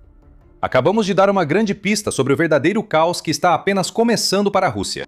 É nos problemas de defesa aérea de Putin que a situação de suas forças realmente começará a mudar. Atualmente, drones de médio alcance têm sido muito úteis para a Ucrânia e tendem a se tornar ainda mais eficazes e numerosos. Os ataques nos territórios ocupados já utilizam drones ucranianos. Como vimos neste conflito, a Ucrânia construiu algo importante e agora depende dos parceiros europeus para transformar isso em um divisor de águas. A Noruega já aderiu. Em 27 de abril, a United 24 Media informou que Ucrânia e Noruega assinaram um novo acordo de defesa para cooperar na produção de milhares de drones de médio alcance. A Noruega financia o projeto, permitindo à Ucrânia instalar produção em seu território. E isso é inteligente. Se Putin atacar essas instalações, terá que lançar mísseis contra um membro da OTAN. O acordo se soma aos 7 bilhões de dólares que a Noruega já havia destinado à Ucrânia em 2026 e prevê que o país gaste 1,5 bilhão de dólares na compra de armas fabricadas na Ucrânia para as forças de defesa ucranianas. Isso é uma afronta a Putin, depois que a Ucrânia passou de 23 a 25 de abril, desferindo golpe atrás de golpe. Mais drones de médio alcance estão chegando e não há nada que o líder da Rússia possa fazer a respeito. Na Ucrânia, as forças de sistemas não tripulados estão crescendo. Em 2026, eles criaram um centro de ataque profundo, usado para coordenar ataques como os da ofensiva ucraniana de 3 dias em abril. Esse centro acelerou muitos ataques de médio e longo alcance da Ucrânia. Brovd agora quer ampliar as forças de sistemas não tripulados, para que seu pessoal represente 5% de todas as forças armadas ucranianas. Esses soldados vão controlar inúmeros drones, criando um exército de robôs muito mais poderoso do que os 5% de todas as forças armadas ucranianas sugerem. Tudo isso manda um grande recado para Putin. A distância já não protege os ativos militares da Rússia. Drones ucranianos agora atingem mais de 1.600 quilômetros dentro da Rússia, ameaçando os valiosos suprimentos de petróleo e gás de Putin. Com a expansão das zonas de ataque da Ucrânia, as fábricas que produzem os equipamentos que a Rússia envia para a Ucrânia e a retaguarda próxima na Rússia deixaram de ser seguras. Drones estão destruindo tudo em Donetsk e Zaporizhia, impactando claramente uma linha de frente russa cada vez mais desorganizada e sem suprimentos para a ofensiva de primavera lançada por Putin. Já é puro caos para a Rússia na Ucrânia. O verdadeiro problema é este. O impensável já ocorreu para a Rússia, e algo pior ainda virá. Enquanto capangas de Putin tentam conter os drones ucranianos, enfrentam um problema que tornará esses drones ainda mais eficazes. Antes de explicar o problema, lembre-se, você está assistindo ao programa militar. Se quer esse tipo de análise, inscreva-se, pois explicamos tudo assim semanalmente. Neste momento, a Rússia está em crise. E essa crise vai muito além dos 3 dias de inferno que a Ucrânia acabou de impor às forças de Putin. Um grande motivo pelo qual os ataques de médio alcance da Ucrânia agora são tão bem-sucedidos, Além do fato de a Ucrânia ter construído os drones para realizá-los, é que a Rússia está enfrentando uma enorme escassez, justamente das armas que deveriam estar impedindo esses drones. As defesas aéreas da Rússia estão desmoronando por falta de mísseis. Segundo o relatório de 27 de abril da Business Insider, o comandante das Forças Armadas da Ucrânia, Alexander Siersky, afirmou que ataques ucranianos a fábricas russas enfraquecem os estoques de mísseis antiaéreos de Putin. Notei isso.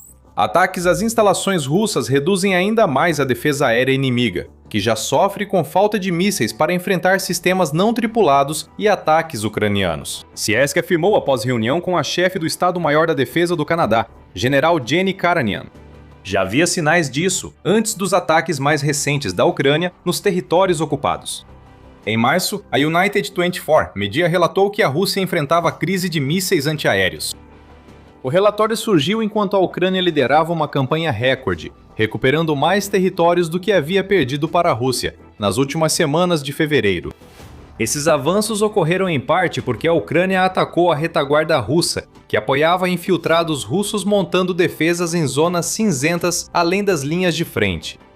A escassez da Rússia afeta principalmente as plataformas mais antigas de defesa aérea que a Rússia mantém na Ucrânia, como o Pantsir. Mas há problemas em toda parte, como revela o blogueiro militar russo Rybar em uma postagem esclarecedora. Simplesmente fabricar dezenas de milhares de mísseis Pantsir do nada é fisicamente impossível, diz Rybar. Acrescentando que a intensificação das campanhas de drones de médio e longo alcance da Ucrânia está colocando uma pressão maior do que nunca sobre as defesas aéreas da Rússia.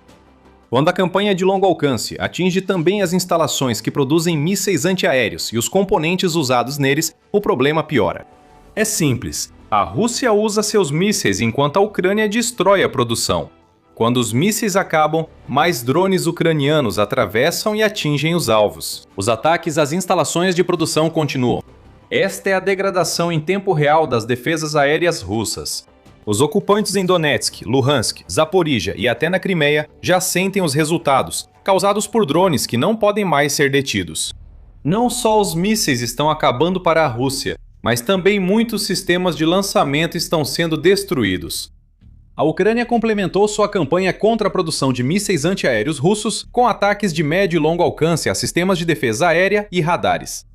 Em um relatório de 31 de março, o Kiev Independent revelou que 492 dos 1.530 ataques ucranianos verificados, realizados entre junho de 2025 e março de 2026, tiveram como alvo sistemas de defesa aérea russos.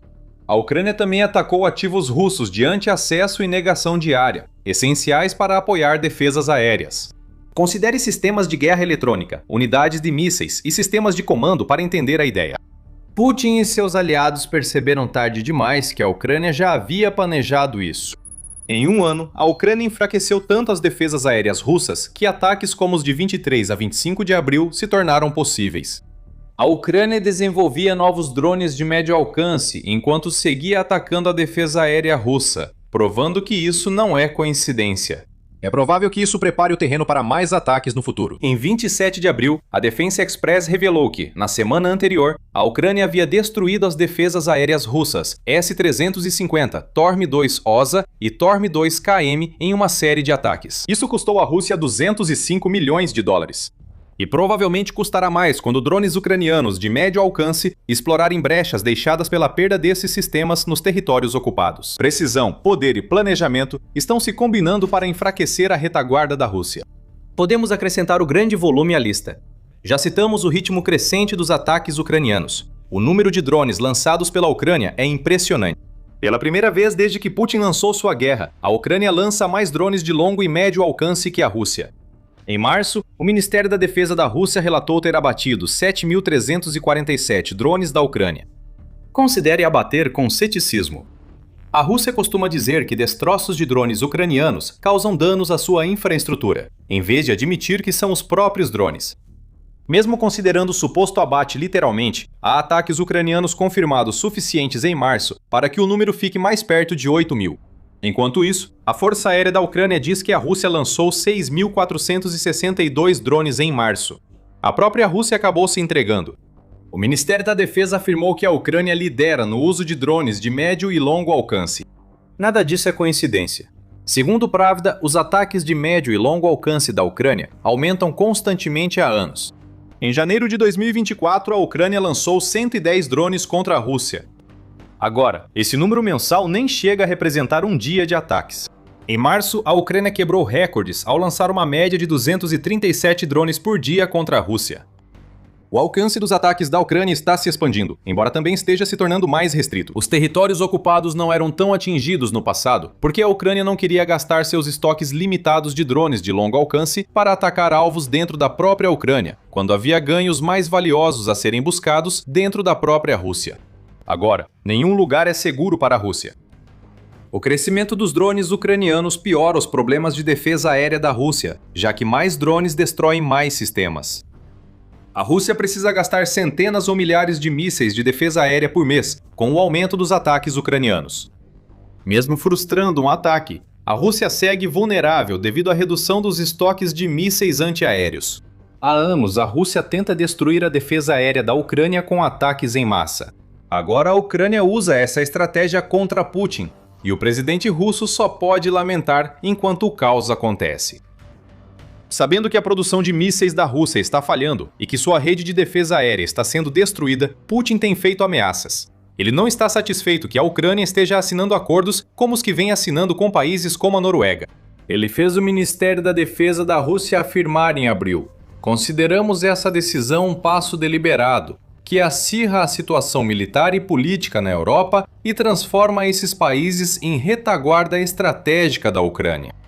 Dmitry Medvedev, porta-voz favorito de Putin, citou possíveis alvos das forças russas na Europa que podem sofrer consequências imprevisíveis caso o apoio à Ucrânia continue. Essas são ameaças vazias, como as que Putin e seus aliados fazem há anos. Nada acontecerá, assim como as várias ameaças da Rússia não deram em nada nos últimos 4 anos. Vale ressaltar que o acordo da Noruega com a Ucrânia foi anunciado depois que a Rússia fez sua mais recente leva de ameaças, o que diz tudo o que você precisa saber sobre o quanto as tentativas fracas de Putin de intimidar os parceiros da Ucrânia estão funcionando para ele. Mas é só isso que Putin possui atualmente. As defesas aéreas russas estão desmoronando, e a Ucrânia está produzindo os tipos ideais de armas, tanto por conta própria quanto com seus parceiros, para explorar esse fato. Entre 23 e 25 de abril, a Rússia viveu um pesadelo nos territórios ocupados. Mas o impensável só começa. Com os danos crescendo e a Ucrânia atingindo repetidamente alvos da máquina de guerra de Putin, um caos sem controle ameaça o futuro da Rússia. Para os capachos de Putin na linha de frente, isso só trará mais morte e destruição, pois são enviados para uma zona de morte crescente. A ofensiva russa encontra o muro de resistência da Ucrânia. É assim que Putin deve se sentir, como se seus soldados tivessem batido em um muro, enquanto a linha de frente da Rússia desmorona diante do cinturão de fortalezas de Donetsk. A ofensiva de primavera planejada por Putin visava derrubar esse cinturão. A ofensiva russa está fracassando, impedida pelo cinturão de fortalezas, que transforma o território desejado pela Rússia em armadilha mortal. Putin não previu isso, mas agora especialistas do Instituto para o Estudo da Guerra, ou ISW, estão prevendo o fracasso total dos planos da Rússia para 2026. Esses planos eram simples: tomar o cinturão de fortalezas em 2026. Segundo a France 24, toda a ofensiva de primavera da Rússia depende do colapso do cinturão de fortalezas. Essa cadeia de cidades fortemente defendidas é crucial para tomar a região de Donetsk, o que levará ao colapso do Donbass, que Putin exige da Ucrânia desde o início das negociações de paz entre a Ucrânia e a Rússia. Putin sempre quis mostrar ao Ocidente e aos russos que o cinturão de fortalezas é vulnerável, que a Ucrânia está à beira do colapso e que a queda dessas cidades daria à Rússia o acesso ao que Robert B. Murrick, ex-vice-almirante da Marinha dos Estados Unidos, chama de rodovia para operações militares mais profundas na Ucrânia e além.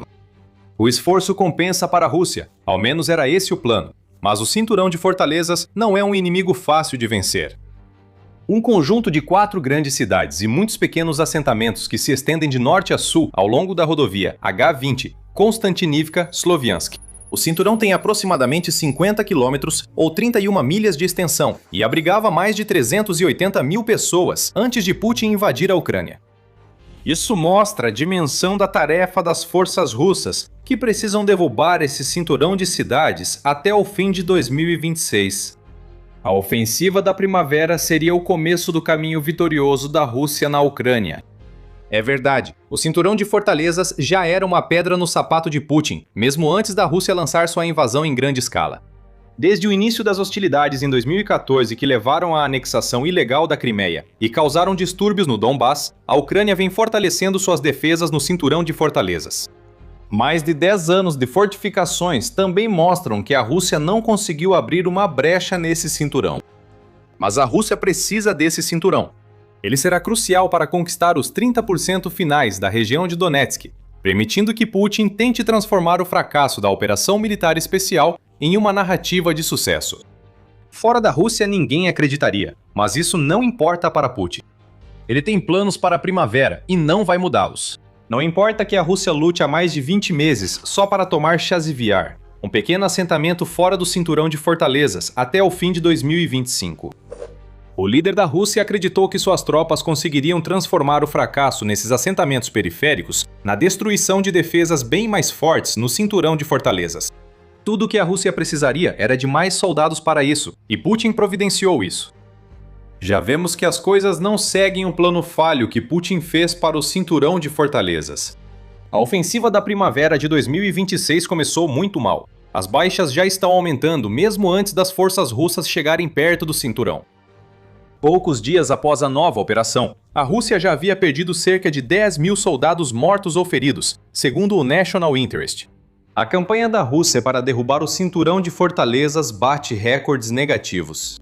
No dia 17 de março, a Rússia perdeu 1.710 soldados em um único dia, o maior número registrado até agora em 2026. Vamos dar ênfase nessas duas últimas palavras, até agora. O pior ainda aguarda a Rússia, pois a estratégia de Putin segue limitada a enviar mais soldados como bucha de canhão contra as defesas ucranianas. As perdas iniciais mostravam que a ofensiva da primavera começou tão mal que romper o cinturão de fortalezas parecia distante. Blogueiros e propagandistas militares russos já começam a se voltar contra Putin, como você verá se continuar conosco. Aqui as coisas deixam de ser sérias e se tornam catastróficas para Putin e seus planos para o cinturão de fortalezas. Essas perdas talvez fossem aceitáveis para alguém tão insensível e taticamente inepto quanto Putin se houvesse ganhos territoriais no cinturão de fortalezas, mas isso não está ocorrendo. E o especialista do ISW e observador militar ucraniano, Konstantin Mashevets, explica o que realmente estamos vendo no terreno. O ISW informa que Mashevets diz que a Rússia usou parte do terceiro exército de armas combinadas em ofensiva contra o cinturão de fortalezas de Donetsk. Esses soldados lutam contra a Ucrânia, perto de Zakitna e Krivaluka, a leste de Sloviansk, na ponta norte do cinturão de fortalezas. A Rússia não tem se saído bem na região. Apesar de avanços estratégicos pequenos no início de março, a ofensiva já estava estagnada em 29 de março, pois os lacaios de Putin não avançaram na semana anterior ao relatório do ISW. Isso indica quase nenhuma mudança desde 22 de março. Para a Rússia, a situação é ainda pior. Na direção de Konstantinivka, outra ponta do cinturão de fortalezas, a Rússia enviou o 3º Corpo de Exército e o 8º Exército de Armas Combinadas. Eles estão se saindo ainda pior que o 3º Exército de Armas Combinadas. Enquanto o 3º avançou um pouco antes de enfrentar a muralha ucraniana, as tropas enviadas por Putin ao sul do cinturão de fortalezas nem isso conseguiram. Eles avançam ainda mais devagar que o 3º Exército de Armas Combinadas, complicando a situação de Putin. O plano era atacar o cinturão de fortalezas pelos dois extremos.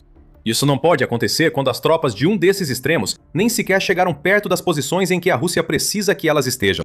A Rússia recorre à sua estratégia habitual para enfrentar o cinturão de fortalezas. Putin acredita que mais soldados garantirão a vitória. Mesmo que mais jovens russos sejam mortos pelas defesas da Ucrânia, Mashevets afirmou no Facebook em 29 de março que a Rússia já foi forçada a retirar tropas de sua reserva de mobilização nas áreas ocupadas de Donetsk e Luhansk. Esses são soldados que provavelmente deveriam ter permanecido nas regiões ocupadas por muito mais tempo, talvez para servir como reforços assim que avanços fossem feitos ao longo do cinturão de fortalezas. Mas já estão sendo enviados para a luta, como os corpos de assalto voluntário russos.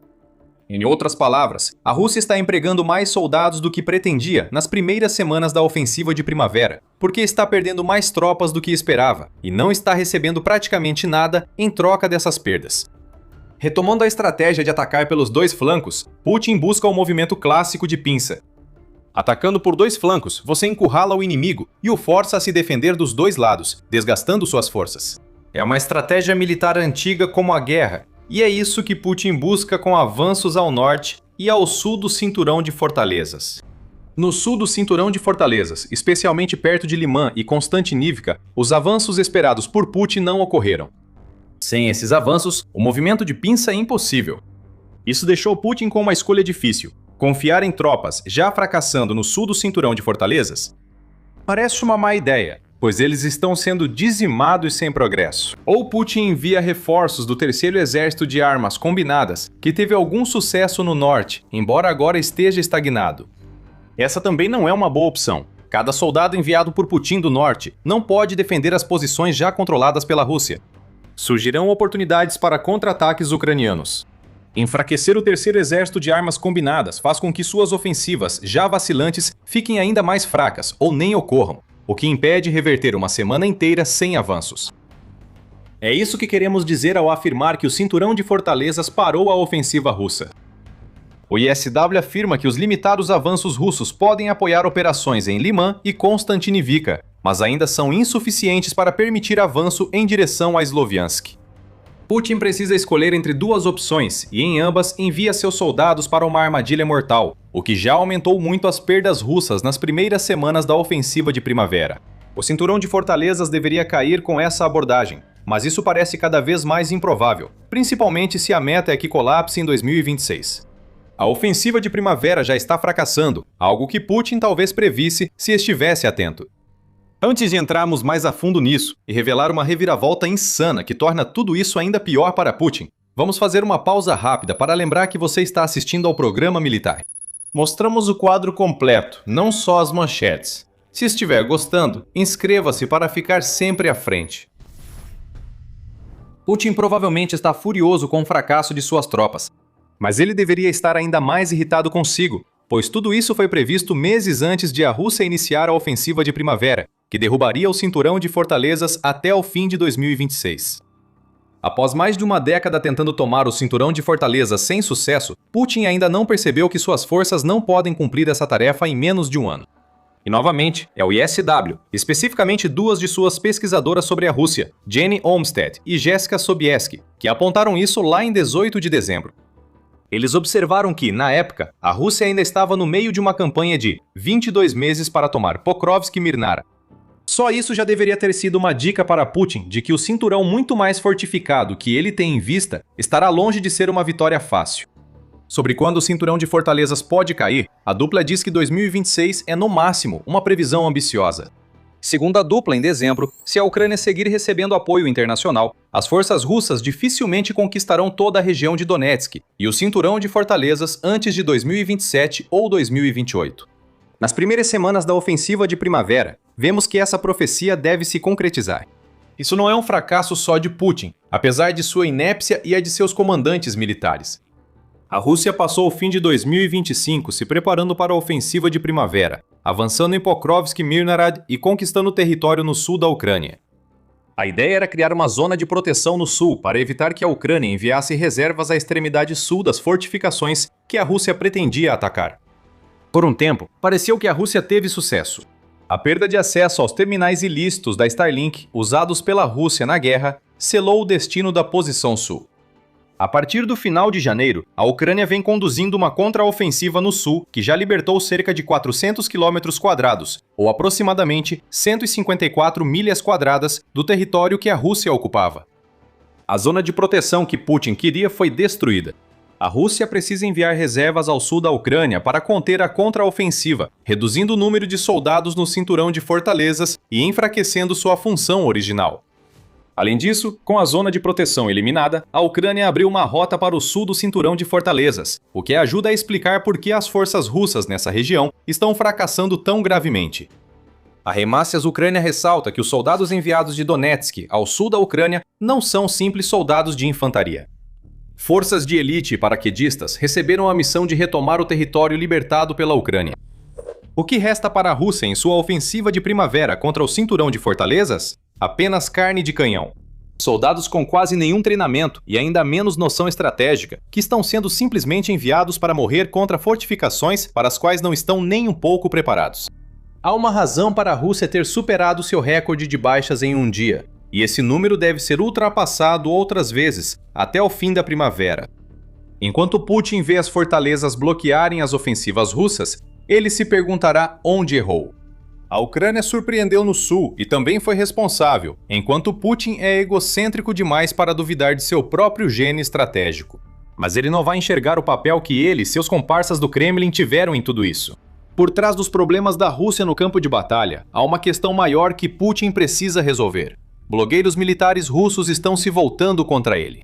Um deles é um dos principais propagandistas do exército de desinformação de Putin na Rússia. Pouco a pouco, a vantagem está passando para os nossos inimigos. Tem caras muito experientes trabalhando lá. Eles são especialistas altamente qualificados. Eles entendem o funcionamento das coisas e usam sua superioridade técnica, afirmou Yuri Podolyak, ao avaliar a ofensiva contra o cinturão de fortalezas. Para entender a importância desse propagandista, é preciso saber quem ele é. Podolyak, ex-cidadão ucraniano, passou a apoiar a Rússia em 2014 durante a primeira ofensiva de Putin contra a Ucrânia. Ele é o propagandista ideal para Putin. Quem melhor que um ex-ucraniano para dizer aos russos o quanto a invasão de Putin é justificada? Por cerca de 4 anos, Podolyak, com 2,7 milhões de inscritos no YouTube e cerca de 2,8 milhões de seguidores no Telegram, foi exatamente o que Putin queria. Um homem que promovia a propaganda para a grande audiência até o último inverno, quando ainda previa o colapso das forças armadas ucranianas. Agora, um dos principais blogueiros militares da Rússia se voltou contra seu financiador devido ao fracasso da ofensiva da primavera.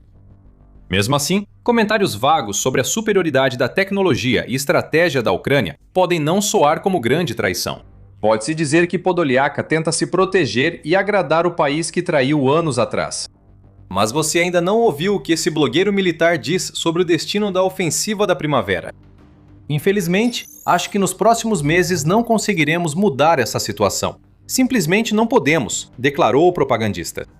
Ele acrescenta que o principal esforço russo deveria estar sendo feito contra a Ucrânia neste momento, mas é difícil ver como esse esforço terá sucesso. Segundo Podolyak, a Rússia sofrerá grandes perdas ao tentar enfrentar o cinturão de fortalezas. A Ucrânia tem grande vantagem tecnológica. Ela está começando a realizar ataques contra a retaguarda russa nas regiões ocupadas de Donbass, o que foi possibilitado pelos novos drones de médio alcance da Ucrânia. Esses drones eliminam defesas aéreas russas e destroem pontos militares estratégicos nas regiões ocupadas. Podolyak não é o único ex-apoiador de Putin a se voltar contra o presidente russo. Ilya Romislo, que anos defendeu a dominação russa sobre vizinhos, também traiu Putin. Pensávamos que Putin era o unificador das terras russas, mas agora vemos ataques violentos, aliciamento enganoso de soldados contratados e outros problemas, disse Romislo. Ele chama a invasão de Putin de guerra sem saída e afirma que pode durar mais uma década, apenas para satisfazer o ego de quem não aceita ter fracassado em seus objetivos. Resumindo, Vladimir Putin não é um presidente legítimo. Vladimir Putin deve renunciar e ser julgado como criminoso de guerra e ladrão. Viva a liberdade, droga! Grita Romieslo.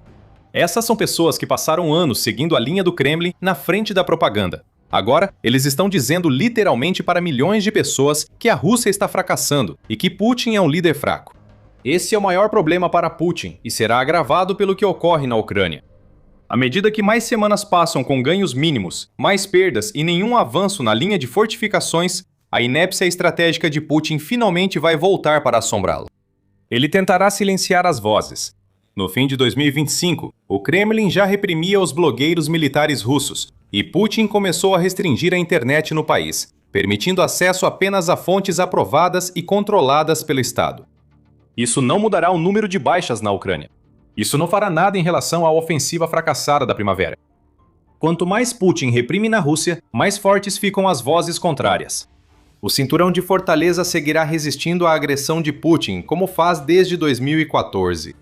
O que o Kremlin pensou que duraria meses, levará anos, na melhor hipótese, e já custa à Rússia bem mais do que deveria. O dia mais mortal da Rússia em 2026 até agora já passou, e daqui para frente só vai piorar. Era para ser o maior espetáculo militar russo de todos, Uma demonstração de poder imenso, que é tanto a inveja quanto o terror do mundo inteiro. Mas isso foi reduzido a nada. Sem armas, apenas súplicas fracas por cessar fogo. O desfile da vitória de Putin será apenas uma marcha insignificante e autoelogiosa. Uma humilhação para o homem forte, que tem medo de que a Ucrânia faça chover fogo sobre seu desfile. Putin acabou de se entregar. A Rússia está perdendo a guerra na Ucrânia, e tivemos uma grande pista de que Putin sente o mesmo quando Moscou fez uma declaração em 29 de abril. Putin selecionou esta data para que seu assessor, Yuri Ushakov, anunciasse um cessar-fogo em 9 de maio. Por que um cessar-fogo? A Rússia deseja seu desfile anual do Dia da Vitória. O que era para ser uma celebração da vitória russa sobre os nazistas, virou nos últimos anos uma tentativa grotesca de Putin projetar poder. O líder russo quer manter a encenação. Ele quer um cessar-fogo para proteger seu pequeno evento de demonstração de força. Ele até pediu ajuda ao presidente dos Estados Unidos, Donald Trump, para tentar isso. O Pravda revelou que Putin falou com Trump por telefone durante 1h30, reclamando dos ataques ucranianos ao território russo. Putin então disse que queria um cessar-fogo para o seu desfile, numa tentativa transparente de fazer os Estados Unidos pensarem que ele está buscando uma pausa nas hostilidades, porque quer acabar com a guerra. Mas não é isso que Putin quer. Ele tem medo da Ucrânia. Ele está apavorado com a possibilidade de a Ucrânia lançar mísseis para atingir seu desfile, então está tentando conseguir um cessar-fogo de qualquer maneira. Existem muitos motivos pelos quais Putin precisa que a guerra pare. Antes de analisarmos os motivos, o presidente da Ucrânia, Volodymyr Zelensky, percebe claramente as tentativas de manipulação e persuasão de Putin. Isso é puro desespero do líder russo, ao tentar manter um evento usado para sustentar sua imagem de homem forte. Querem que o desfile ocorra em paz por algumas horas e depois retomam os ataques. Zelensky afirmou que não quer que um cessar-fogo vire uma tática de enganação da Rússia após as exigências de Putin. A Rússia afirma que não precisa de acordo da Ucrânia para seu cessar-fogo. O porta-voz de Putin, Dmitry Peskov, afirmou em 30 de abril: "Esta é uma decisão do chefe do Estado russo e será implementada." Mas é claro que todos esperariam o mesmo tipo de reação do regime de Kiev na forma de intenções apropriadas. Até agora, não houve nenhuma. Típica jogada da Rússia, mascarando a humilhação com alegações de que a Ucrânia está errada. Tudo isso ocorre não porque Putin queira um cessar-fogo, mas por medo. Ele sabe que a Ucrânia tem a capacidade de atacar Moscou e pode usar essa capacidade durante o desfile do dia da vitória dele. A Rússia também tem razões mais sombrias para declarar o cessar-fogo para esse desfile. Por enquanto, quem tem boa memória talvez já pense em 2025. Antes do desfile do Dia da Vitória do ano passado, Putin fez declarações parecidas sobre cessar-fogo, tentando proteger o desfile de ataques. Há ecos de 2025 nas exigências de Putin para 2026. Mas, este ano, há algo diferente no Dia da Vitória. Em 2025, Putin fez seu maior espetáculo, mesmo com as forças armadas russas sendo devastadas na Ucrânia. No 80º aniversário do desfile do Dia da Vitória, Putin convidou dignitários de todo o mundo. Entre os dispostos a dividir o palco com a Rússia, estava o presidente da China, Xi Jinping, principal figura entre os 27 líderes mundiais que, segundo a Rússia, participaram do evento. A data tão importante levou a Rússia a fazer de tudo para tornar o desfile inesquecível. A Rússia conseguiu exibir cerca de 150 veículos militares em 2025, incluindo tanques. Foi surpreendente, já que tanques não participaram dos 2 desfiles anteriores, por estarem sendo destruídos na Ucrânia. Putin usou tanques que temia enviar à Ucrânia no desfile de 2025, junto com 11 mil soldados que provavelmente aproveitaram a folga antes de serem enviados para as zonas de abate ucranianas.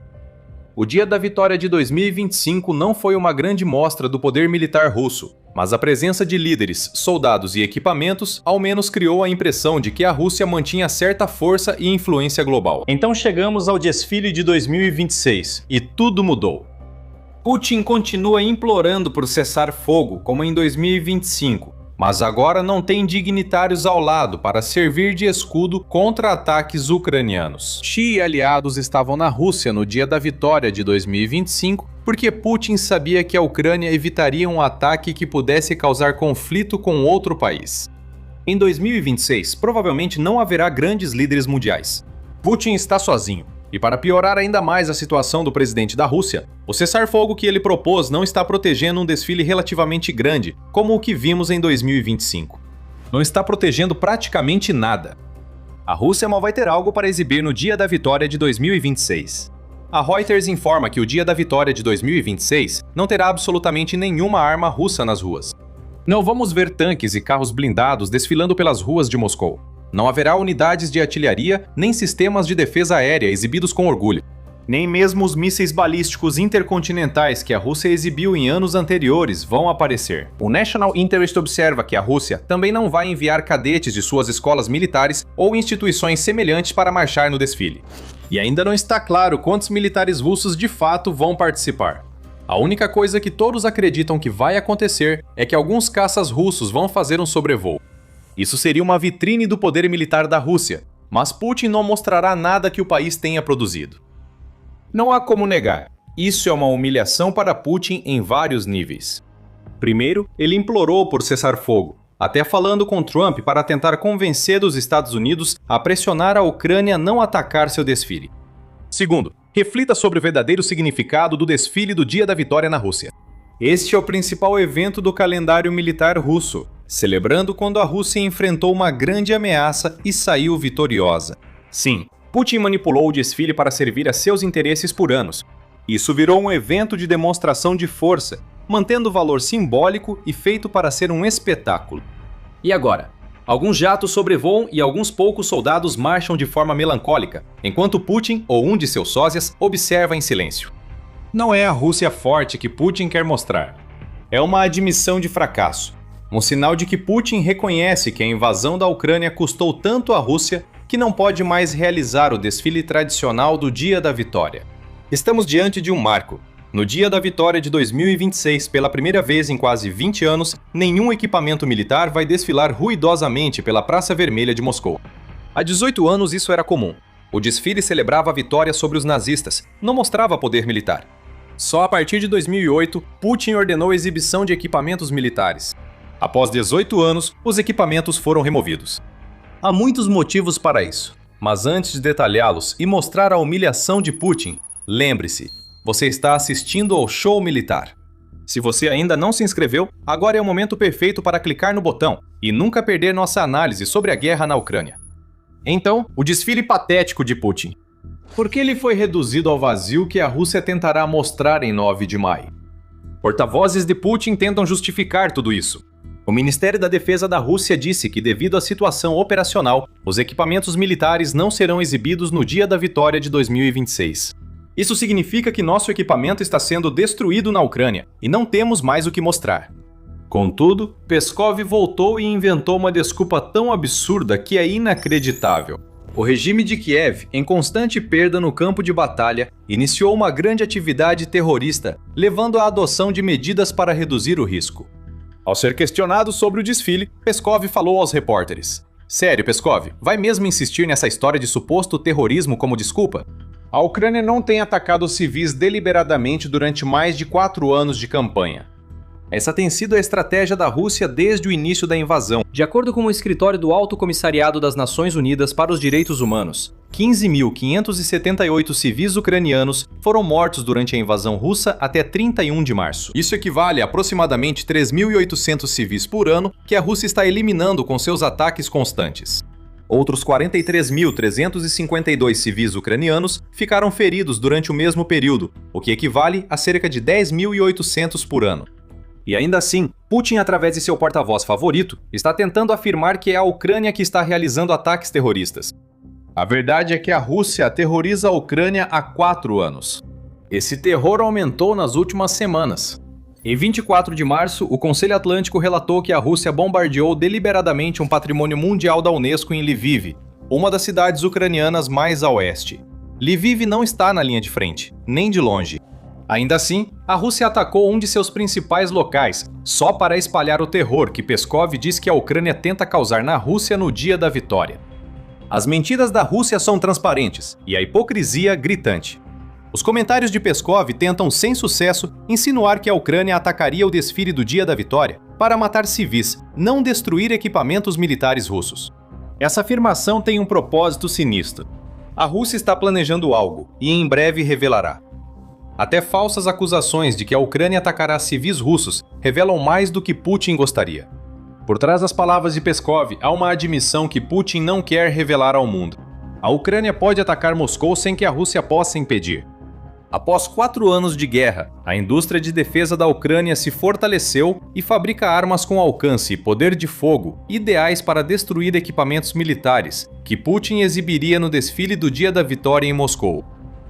O FP5 Flamingo da Firepoint e o mais recente FP9 são ambos exemplos perfeitos. O FP9 está cada dia mais próximo do fim da sua fase de testes e parece letal. Maior do que os mísseis balísticos Iskander da Rússia, o FP9 é um míssil balístico desenvolvido localmente que tem um alcance de 855 km, ou cerca de 530 milhas, e uma ogiva com uma carga explosiva de 800 kg, ou 1.760 libras. A Rússia estaria preocupada que a Ucrânia use o Dia da Vitória de 2026 para estrear essa nova arma?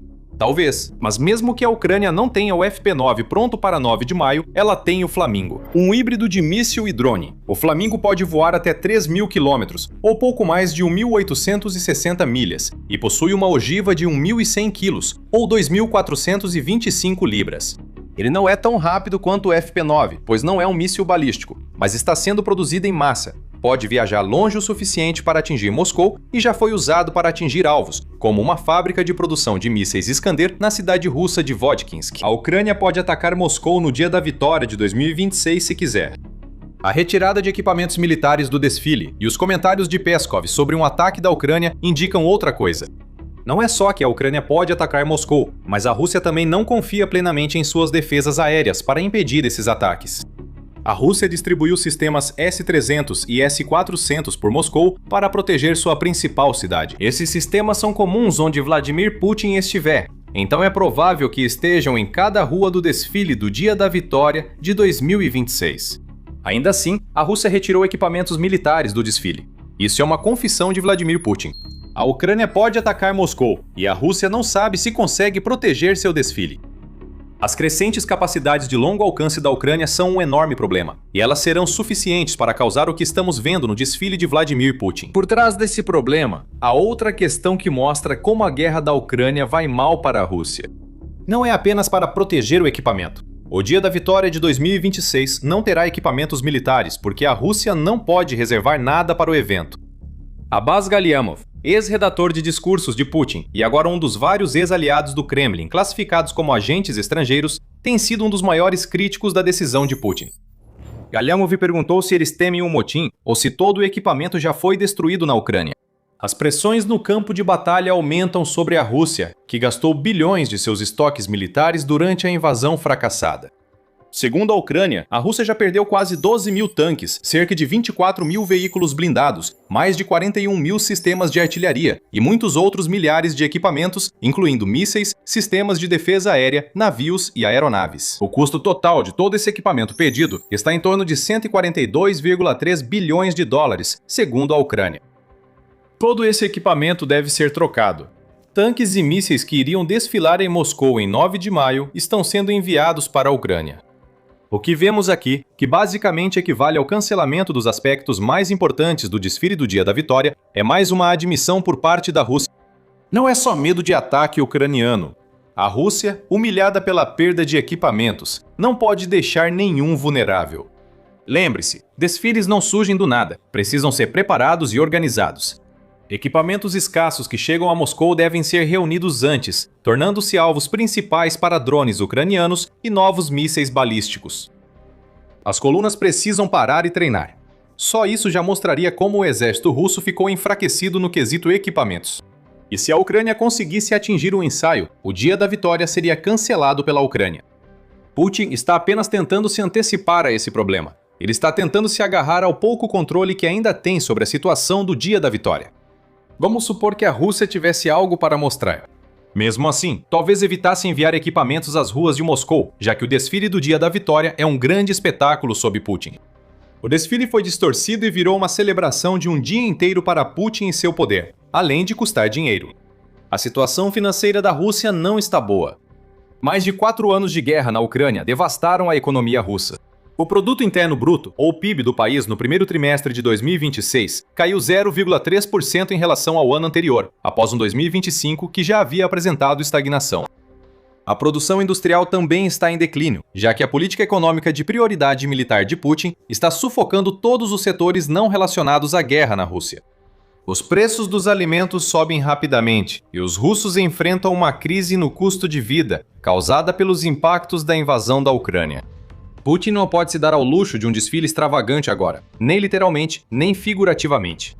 Se ele gastar no dia da vitória, muitos vão questionar por que não conseguem comprar o básico para viver. Implorar por um cessar-fogo não evitará a humilhação futura.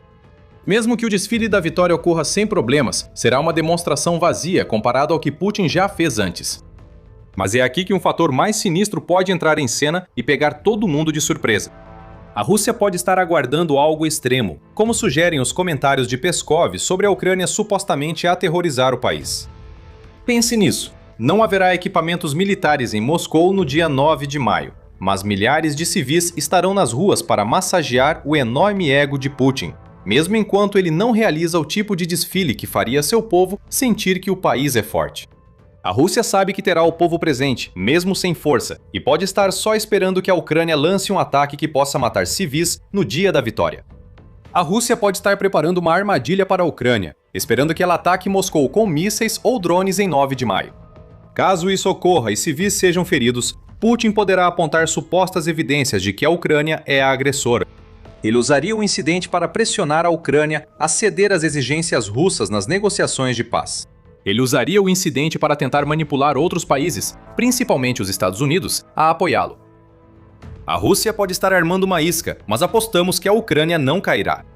Sem alvos militares, a Ucrânia deve deixar o desfile do dia da vitória intacto, tornando-o um triste símbolo da incompetência de Putin. Por que a Ucrânia atacaria um alvo sem valor militar? Está muito ocupada destruindo equipamentos russos em outros locais. Você viu quanto equipamento russo foi destruído na guerra contra a Ucrânia?